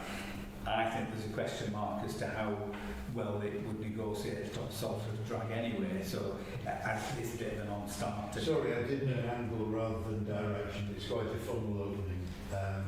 However, I do take your point. I mean, I think the town bus, if you look at the picture that we've got, you can see how much the overhang is at the back, and whichever way you do it, it's going to ground. So if you did ground going in, you'd end up ground going out. Yeah. So the minibus is a possibility, I think. We all content with that? Yeah. Good. Thank you very much. The next one, Cadent Works at Alpha Street and Park Avenue, Salterford. I mean, this caused chaos up until a couple of weeks ago because they dug the road up. If anybody knows Klondike, there is a private street that goes back to Alpha Street at the back. Alpha Street isn't made up, going back to the unadopted streets issues. It's actually where David's dad. That's it, mine were all, yeah. Grew up. Dad or uncle, 1122 Alpha Street. Yeah, so it's a very awkward to get to area, but when they dug the roads up, it was, you couldn't get to it at all, sort of thing. and the chaos on the road itself meant that the buses stopped running over Northholme, and they all went round by Kelbrook. People were stranded for 3 weeks essentially, and it was an awful job. The gas mains have been renewed, and that's great. However, the way in which the road that goes from Abbey Road to Alpha Street has been reinstated is utterly rubbish. They haven't cut the bit back and sealed the edges. They've just sort of when they dug it up, when they trenched it, they just put the backhoe on and ripped all the tarmac up, so it's all ragged edges. So there's no way it's going to last. And according to the Street Works Act, it ought to have been done to a standard. The residents who are the frontages, the street managers, are at a loss as to how to get Cadent or the contractors to do a proper job. And I think it's incumbent on us as their representatives to try and fight the corner. I think what they ought to do, the contractors, is put a surface down from side to side over the top of the bodge job that they've already done. That would seal it and make it a reasonable thing to do. And the additional issue is that there were some curbstones, coloured curbstones, that were against the side of the carriageway on Abbey Road to protect an earthen bank, which the contractors with the grab wagon just trashed, and they haven't really responded at all. So what I'd like to propose is that we ask our engineering services manager to take this issue up with Cadent and their contractors, and that we press for both a proper surfacing of the street that leads to Alpha Street and the restoration of the I call them curbs. They weren't really curbs in that sense, but the curbs that protected the banking, which actually is a council issue because that's an adopted road. So we could ping it through to LCC. Yeah, Lola? Second. Okay. Any further comment? Okay, all those in favour? Thank you very much. Parking on Kelbrook Road. Bryony? Thank you. There have been repeated requests from the residents that 2 minute spaces are being taken up by vehicles for sale, garage cars, etc. The majority of those properties are for disabled members of the community, and elderly that are going to struggle if they're having to park further away. I think there's enough need that I would request that we bring something up with Manchester County Council regarding can certain spaces be reserved, or a number of spaces be reserved for elderly and disabled residents so they can have priority access to their An addition to that could be, I don't know if residents parking might be appropriate, that might do the trick. So if we weave that in as well. Yeah? Any further on that? So it's moved and seconded then that we ask the County Council about making provision for the residents, whether it's disabled parking bays or making it residents parking, permit parking. Yeah? Yeah. All agreed? Yeah. Lovely, thank you very much. Next one's a biggie. Lancashire County Council's review of in-house care services, their evaluation framework, capital E, capital F, and the future of Cravenside. Chris. Well, yes, this has been the subject of debate ever since it was raised only a few months ago now. There have been public protests, there have been protests at the county meeting, which you, Chairman, was at, as well as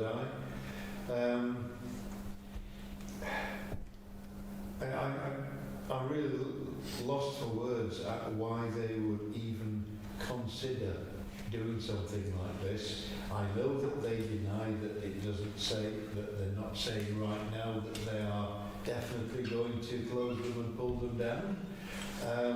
But every single euphemism in every document they put out says exactly the opposite, that the sword of Damocles is hanging over all of these. And we must simply add our own voice to what has been said already.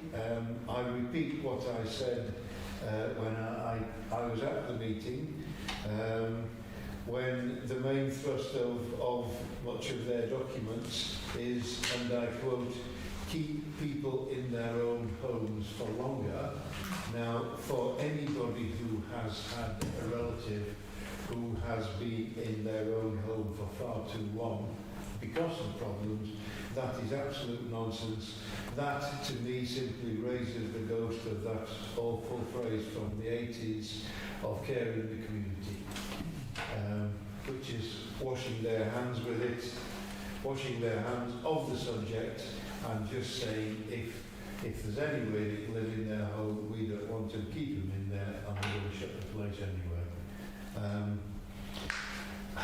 I would love to know if anybody else has anything else to add about it, because every possible avenue of objection has been repeated over and over again. So in the last few months, I haven't really heard anybody listening carefully, but I would love to hear any thoughts that anybody else has. Okay. I mean, I think that the focus has been very much on Faverdale, and rightly so, because that's under imminent threat of closure. What the County Council call accelerated reprovision, one of your euphemisms, Chris. But as the West Craven Committee, clearly we do have families who have residents, relatives in Faverdale, but Cravenside is the County Council care home that is part of our West Craven community, and we must make sure that people don't forget the impact that this wider review, this 18-month review, will have on Cravenside. And I mean, I cannot conceive of Cravenside being closed. I mean, partly, I was involved in getting it built, and partly responsible for its name. So it's part of my sort of fabric, my furniture, as it were.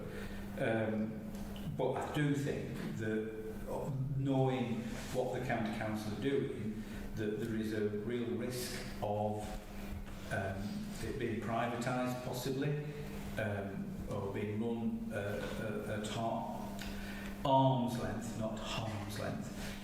So the key concerns that we've got in West Craven is there's a relatively sparse number of places in care homes. Thornton Manor is looking at reopening, but that's going to be top dollar. It's not going to be an inexpensive place, and I don't think a lot of people around here will be able to afford it. The impacts that there are from not having enough places, that we'll have delayed discharges from hospital. So the crisis at the acute end of the hospitals will be compounded, where people can't get through accident emergency because there aren't any beds, because people can't be discharged. So there's a lot of ramifications which are very much bearing on our communities, and clearly Pendle Council is objecting to the process, objecting to the closures, and I think that as a area committee we should ask that specifically the issue of Cravenside is highlighted in any response that goes back to LCC from Pendle Council. So that's my total statement. Anything further? Any further comments? Have we covered the ground? Yeah? Okay. Moved and seconded then. All those in favour? Thank you. Next one. This is an old chestnut. Health service. Big issue that came up in the by-election just gone. So I think Brian or Chris, really? Brian. Thank you very much. Yes, there have been numerous residents complaining about long waits to see a GP, up to 8 weeks sometimes, and they're really wondering how that's managed to happen. But with the health centre, the newer one that's been built, they're wanting to know why we can't utilise that to its best ability. People are struggling to get a telephone appointment even with somebody that's in the MLBs with the local doctors, but they might not be based anywhere near where they are. The elderly struggling to see anybody for 8 weeks. They want to know, why they have to keep going out of town for really simple procedures that historically were done at Barnoldswick Medical Centre. They had a minor surgery clinic a few times a week, and they've got this new provision that isn't being utilised to benefit the people of the community. Yeah. Lola, Chris? Thank you. Again, completely in support of that. I'm looking at the picture of this very desolate-looking building. I don't know how much of it is still empty, but when this came up originally, we said we need a new health centre, and they said, well, you can't have a big health centre, how about this little one? And they gave us this. We objected to many things, from parking, whatever.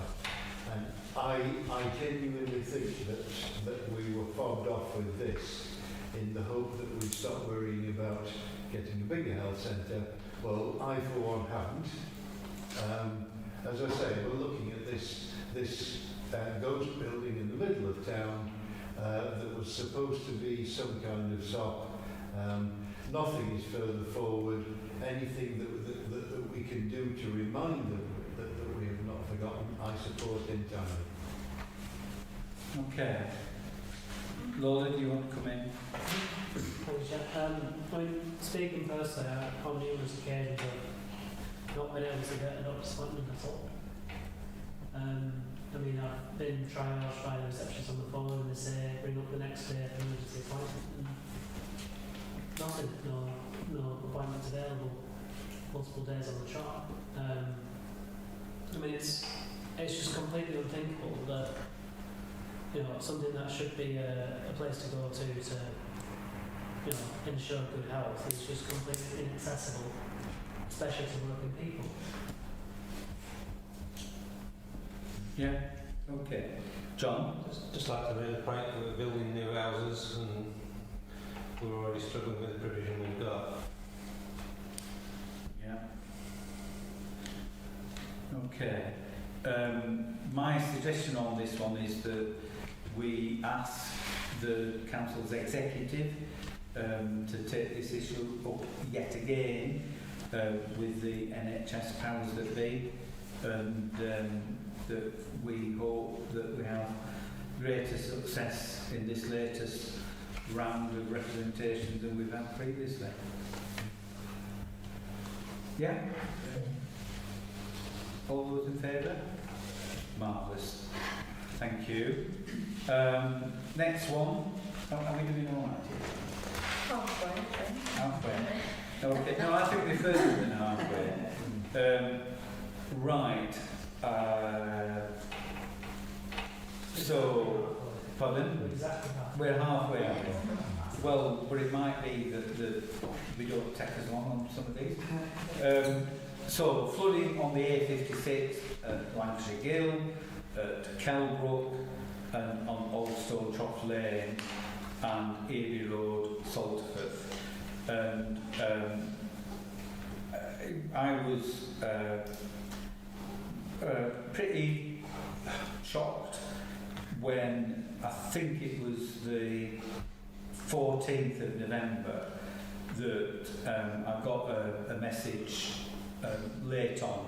I think we've been doing the setup for Switch On, and I sat down at home and, you know, I was ready to wind down and go to bed, and got this message, there's a bad flood on the A56, and I wasn't quite clear where it was.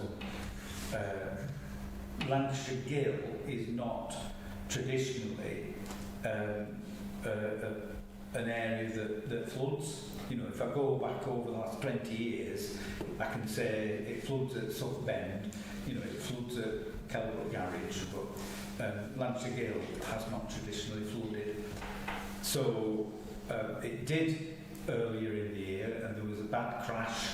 Somebody wrote the van off, the wall is still down that the van went into. When I went to have a look to see what it was like, my heart was in my mouth, because there were vehicles coming from Falbridge, Colne direction, not knowing that on the blind bend the water was more than halfway across the road and quite deep. They were ploughing into the water, there were bits of cars getting ripped off, and some vehicles, you know, seeing it when they come in, went right over onto the other carriageway, and oncoming traffic was, you know, sort of like that. So there had been some signs put out, but they'd all fallen over, flood signs. I put them back up, got on the blower to the police, and the police, I'm not sure whether there was a collision, whether somebody was injured, but overnight the police got the highway people out, they got traffic lights on it. The following day there was the gully sucker there working on it. But the problem there is that the water is coming off the fields above, and that is running down and then collected in the dip. That is overcoming the drainage anyway, whether the drainage was working or not. So there's something gone wrong there, and if the county council put it right, we shouldn't have a problem, because we didn't have a problem for the previous 20 to 30 years. It's something new that's happened. Some of the other locations are traditional ones. So we have highlighted this one previously, but clearly the county council has done nothing to do with it. So I'm going to shut up at this point and bring David in. Thank you, Chair. Yeah, I mean, this was obviously, flooding was on a few days after it was completely and covered in ice, that bend. But when I drove past the same day, the other day, going past, we go past there quite regular way, I've noticed that the traditional stone wall had been replaced by a lovely wall that had been concreted in. And it had been obviously pulled down towards into the roadside, not pushed over the wall, but been pulled this way. The traditional stone walls are there to allow the water to pass through. Not concrete in the pavement. It looked beautiful, but it just created a dam for everything to be stopped on that thing. So I've gone back and had a look, and yeah, they're concreted all the gaps in between. There was no, even not even any gully runoff gaps underneath, allowing water to drain through.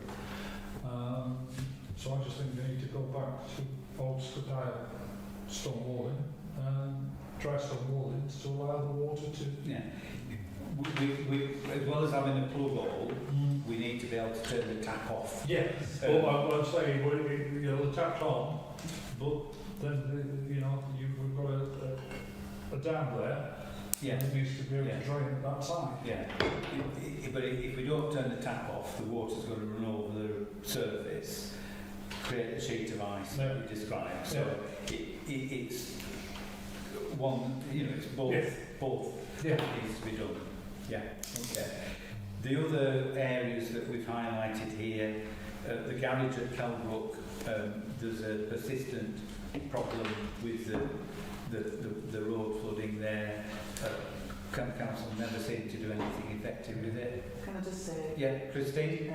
The county council, right, I don't know if it was the county council, but the drain cleaning people were out in Kelbrook last week. They did the main road and they did all the village. I don't know if it'll make any impact on it, but they are going to have to clean the drains. Well, I mean, that is welcome and we have been asking for that. But I think in this case, the garage, I think there's an underlying issue that no amount of gully sucking is going to sort it out. And they're going to clean the drains. Yeah, good. David? Just again, with the Lancashire Gale, when you get places in Scotland or in the Yorkshire Moors that are prone to have snow drifts or whatever, you get some warning lights that are in place that are switched on in bad conditions. Would that be possible for some warning lights either side to say, with the possibility of flooding, slow down? Yeah. Yeah? Yeah. Yeah.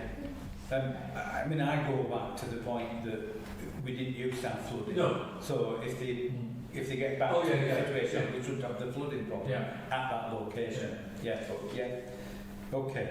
The other ones that we got listed on the agenda, there's the runoff at Airby on Saltworth Road, which is coming off the ploughed field, and the silt is blocking the gullies, so that needs sorting out.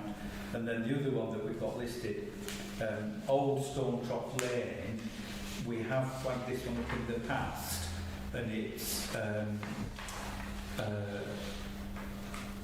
can't remember the property now. But pardon? No, it's further on than Yellow. I'd have to refresh my memory, but there's a problem with water comes down the hillside, it isn't dealt with, and then it's flooding, and during winter you get a sheet of ice again. I mean, obviously it's a lot less used than the A56, but it does need sorting out. I'll get the location and put it in a minute. But I think in all of these cases, you know, we need to be sending a rocket to Lancashire County Council to say, get them sorted out. Yeah?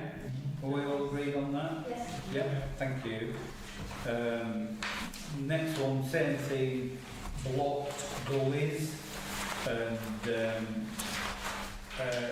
again, particularly going around with the by-election in the wet.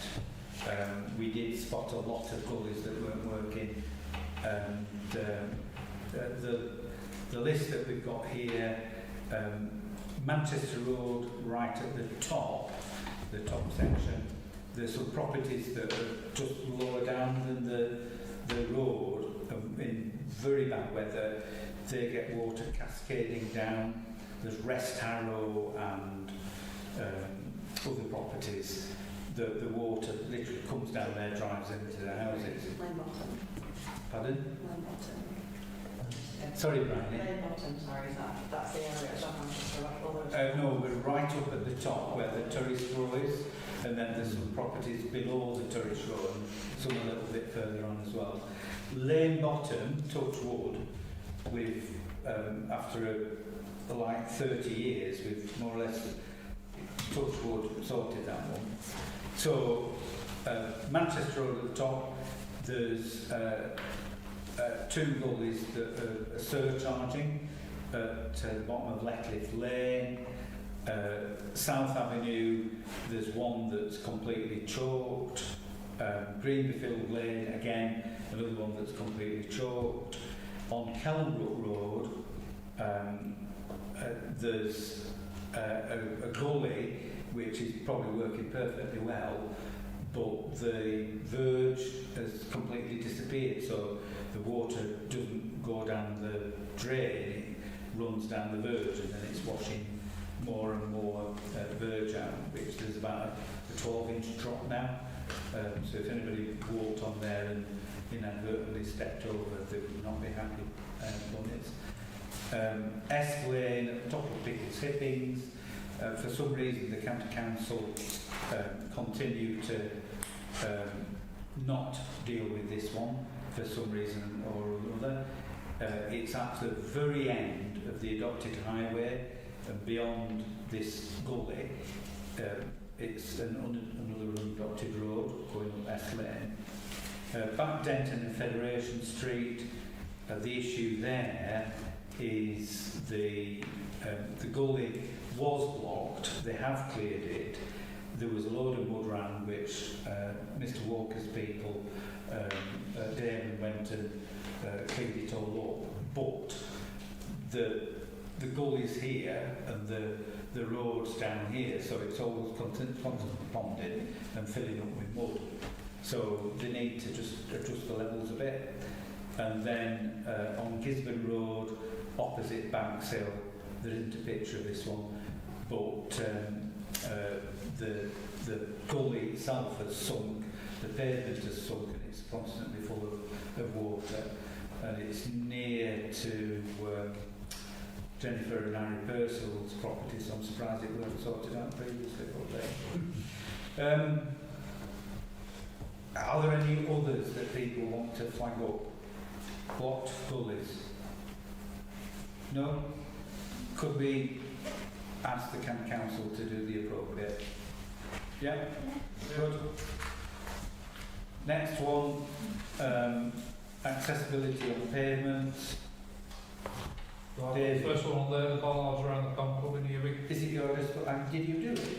I reported this in April. Oh, you didn't knock them over then? No, I'm a better driver than that. I managed to get it through and into the door. And April 2024, I reported this. I will say that I will give Lancashire County Council their due. They came out the next week and put an orange thing around it, barrier around it, and it's still there and nothing's been done. So okay. I will say that. Yeah. So. But what has happened, David, is that 2 further bollards are leaned over. Yeah. So when you're walking on the pavement, if you're not careful, especially if you're coming out at Concord after it too, big 12 o'clock, you're over. I would see it's nearly time for lunch at 1 o'clock. Time to come out.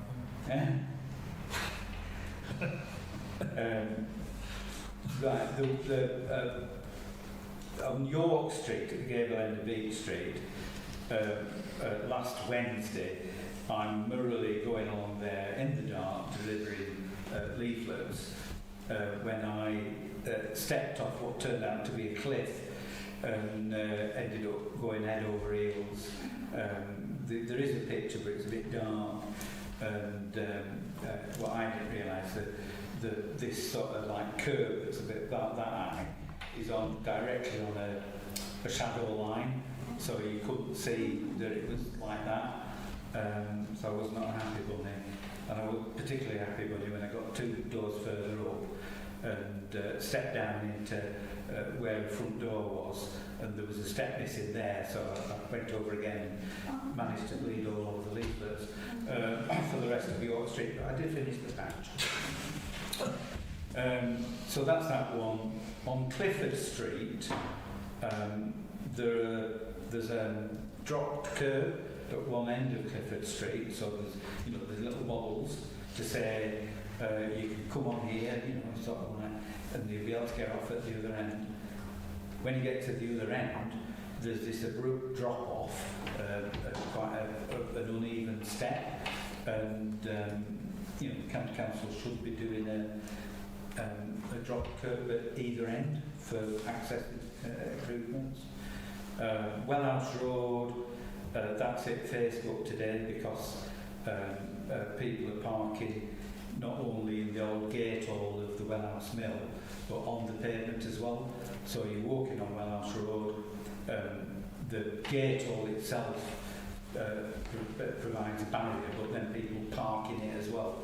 So you've got to step out into the road, you can't even see whether something's coming the other way. Brook Street, very uneven surfacing at the junction. Skipton Road, the pavement there is rubbish. I'd also say adjacent to Vicarage Road on Skipton Road as well. You mean where the Whittle's garage was? Yeah. Yeah. Where it's just a painted line. Right, yeah, okay. So Skipton Road, what do we call it now? Not Windle's Garage. Is it that Sarah? No, we're not near Potts. Sorry? Is that Sarah Place?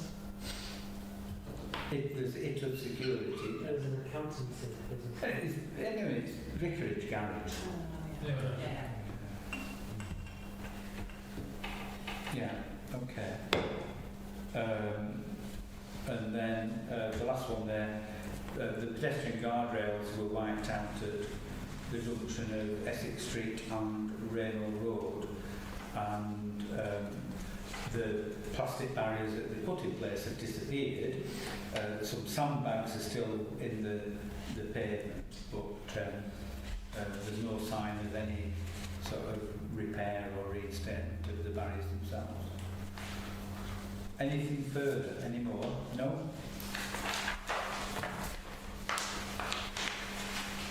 Bus stops. Christine, this is one for you, is it? I've noticed two have gone at stuff. Pardon? Two have been taken down at stuff. Yes. We were just about to get one repaired actually, the roof of one repaired, so it's a good job we didn't Yes. down for that one. So I noticed those two have gone at stuff, yeah. Yeah. Well, I mean, for anybody that doesn't know, County Council have just been taking these bus stops out, which belong to parish and town councils, without any notification whatsoever. And I fear that the ones that the County Council put in, if they do replace them eventually, will not be anywhere near as good. You know, they'll provide less protection. So, apparently they're doing this work to improve things for bus passengers, but it's actually making it worse. On Skipton Road, Ben Lane, where we put that bench in for people to sit in, they say, well, they're going to replace that shelter and they won't have that nice comfortable bench in it. You'll have a hard metal perch. I'll bill them for it. Well, yeah. So, suggestion is that as a committee we welcome the improvements, but question whether County Council's got money to burn, because some of the work that we're doing is ridiculous. Soft Mill, they dug the pavement out right back to the mill wall, which is 6 or 7 metres, when they only needed to do like maybe 1.5 or 2 metres. Why have they taken the rest of the pavement up? In the same job on Skipton Road in front of Backfield Tourists, they did the same thing again. They took the bit back right back. When they relayed it, they made it so that there's a dip and it fills with water all the time. It's absolutely bonkers. Complained that they didn't consult with parish and town councils. Request that bus stops as good as or better than the ones that they're taking out are replaced. Do we know? do we know what they're going to use to replace them? I mean, a new one's gone up, well, I'm saying a new one, it's newish outside the chip shop, opposite the Craven Heifer. That's a stainless steel one, and that doesn't belong to us. I think that's a county one. That's a county one. Do we know what we're going to replace them with? Well, they appear to be put in stainless steel ones in, but they've only got like half a roof, so, and they're not enclosed. No, the chippy one isn't. Yeah. So because they're not actually talking to any of the parish and town councils, and, I mean, I have had the responses with different tact on, but not getting very far, and they're not forthcoming as to what they're actually going to put in, and they can't actually say when they're going to replace the ones that they've taken out. You know, it's some sort of indefinite point in the future, which, given that we're in the worst time of year for wet and windy weather, is not the best thing to be doing. The other points I think that we've got is that they should provide larger shelters at stops like the one at Skipton Road, Kelbrook Lane, where in the morning, you know, you could have 3 times the cover, and you wouldn't cover all the kids that are catching buses to get to the Skipton schools. On Station Road, if they want to improve accessibility, they could put, and this is Barnsley, they could put a pedestrian, not a pedestrian crossing such as as a raised crossing over, so that pedestrians can walk across without going into the humps and hollows and the puddles that they have there. We've got Station Road getting that flat, and the junction of Skipton Road with Fernley Avenue, which the buses wobble all over, and then the bus lay-by on Fernley Avenue. I was taking some pictures of that on Sunday, and the curve, the flush curve is sinking down, the gully is sinking, and there's a big rut that goes down because the buses always go on the same line, so that all needs sorting out. So I think if we tell the county council, look, you know, these are the things that need to be doing, that will really improve bus travel for people, that we would be doing people a service. Yeah?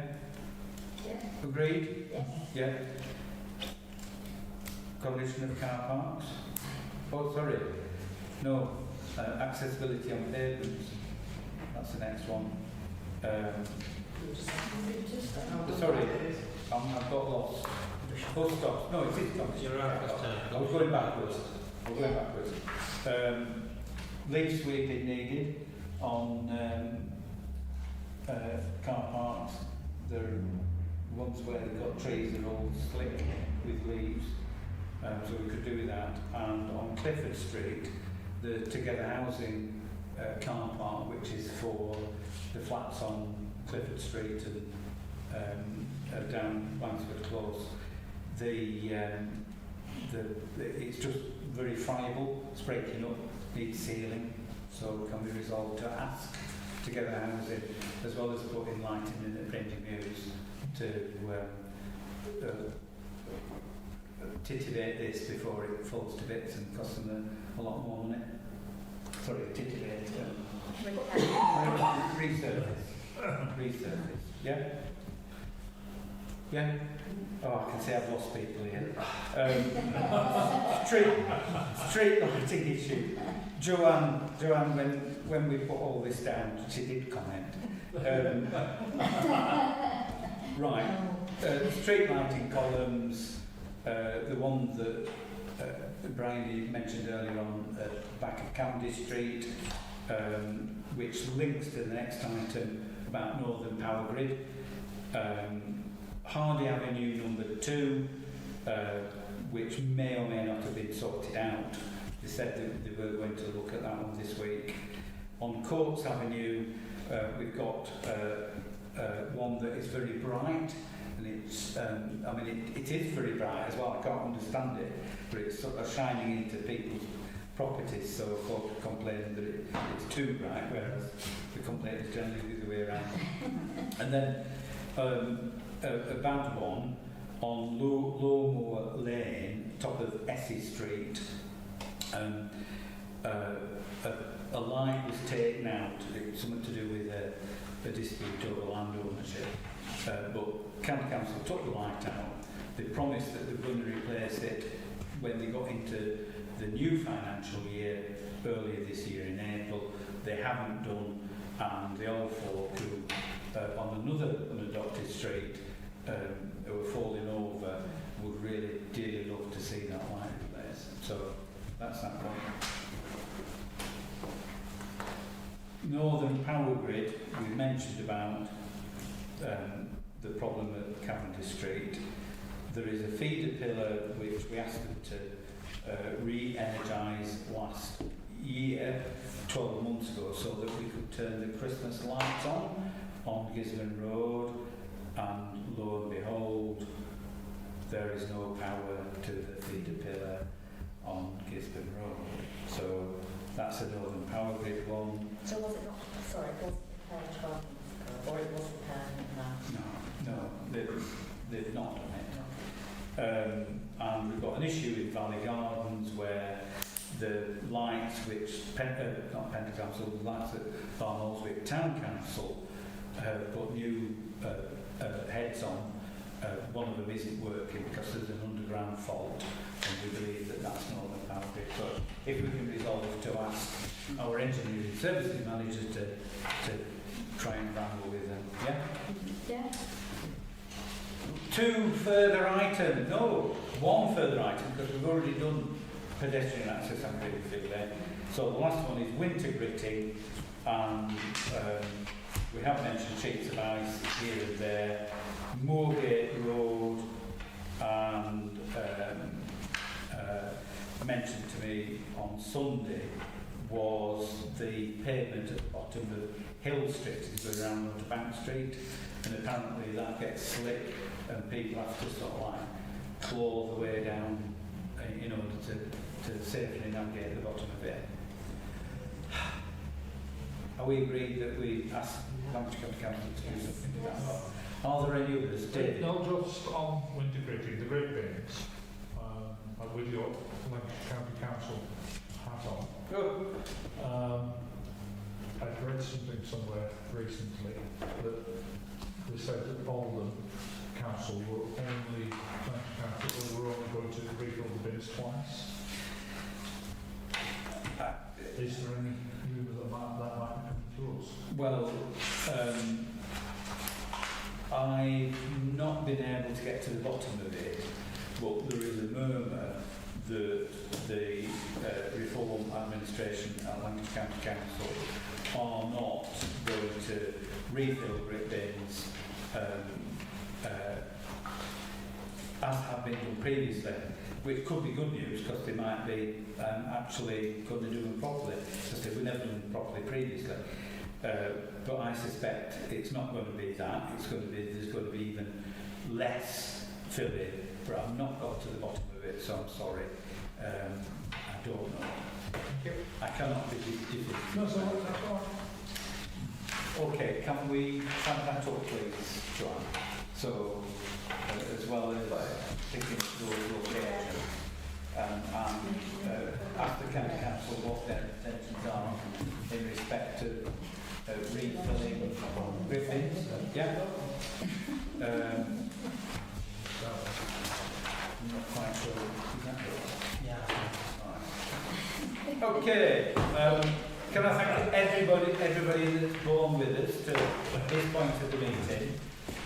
We have got to take some items with the exclusion of press and public, so we're going to switch the live stream off and pass the resolution excluding members of the public.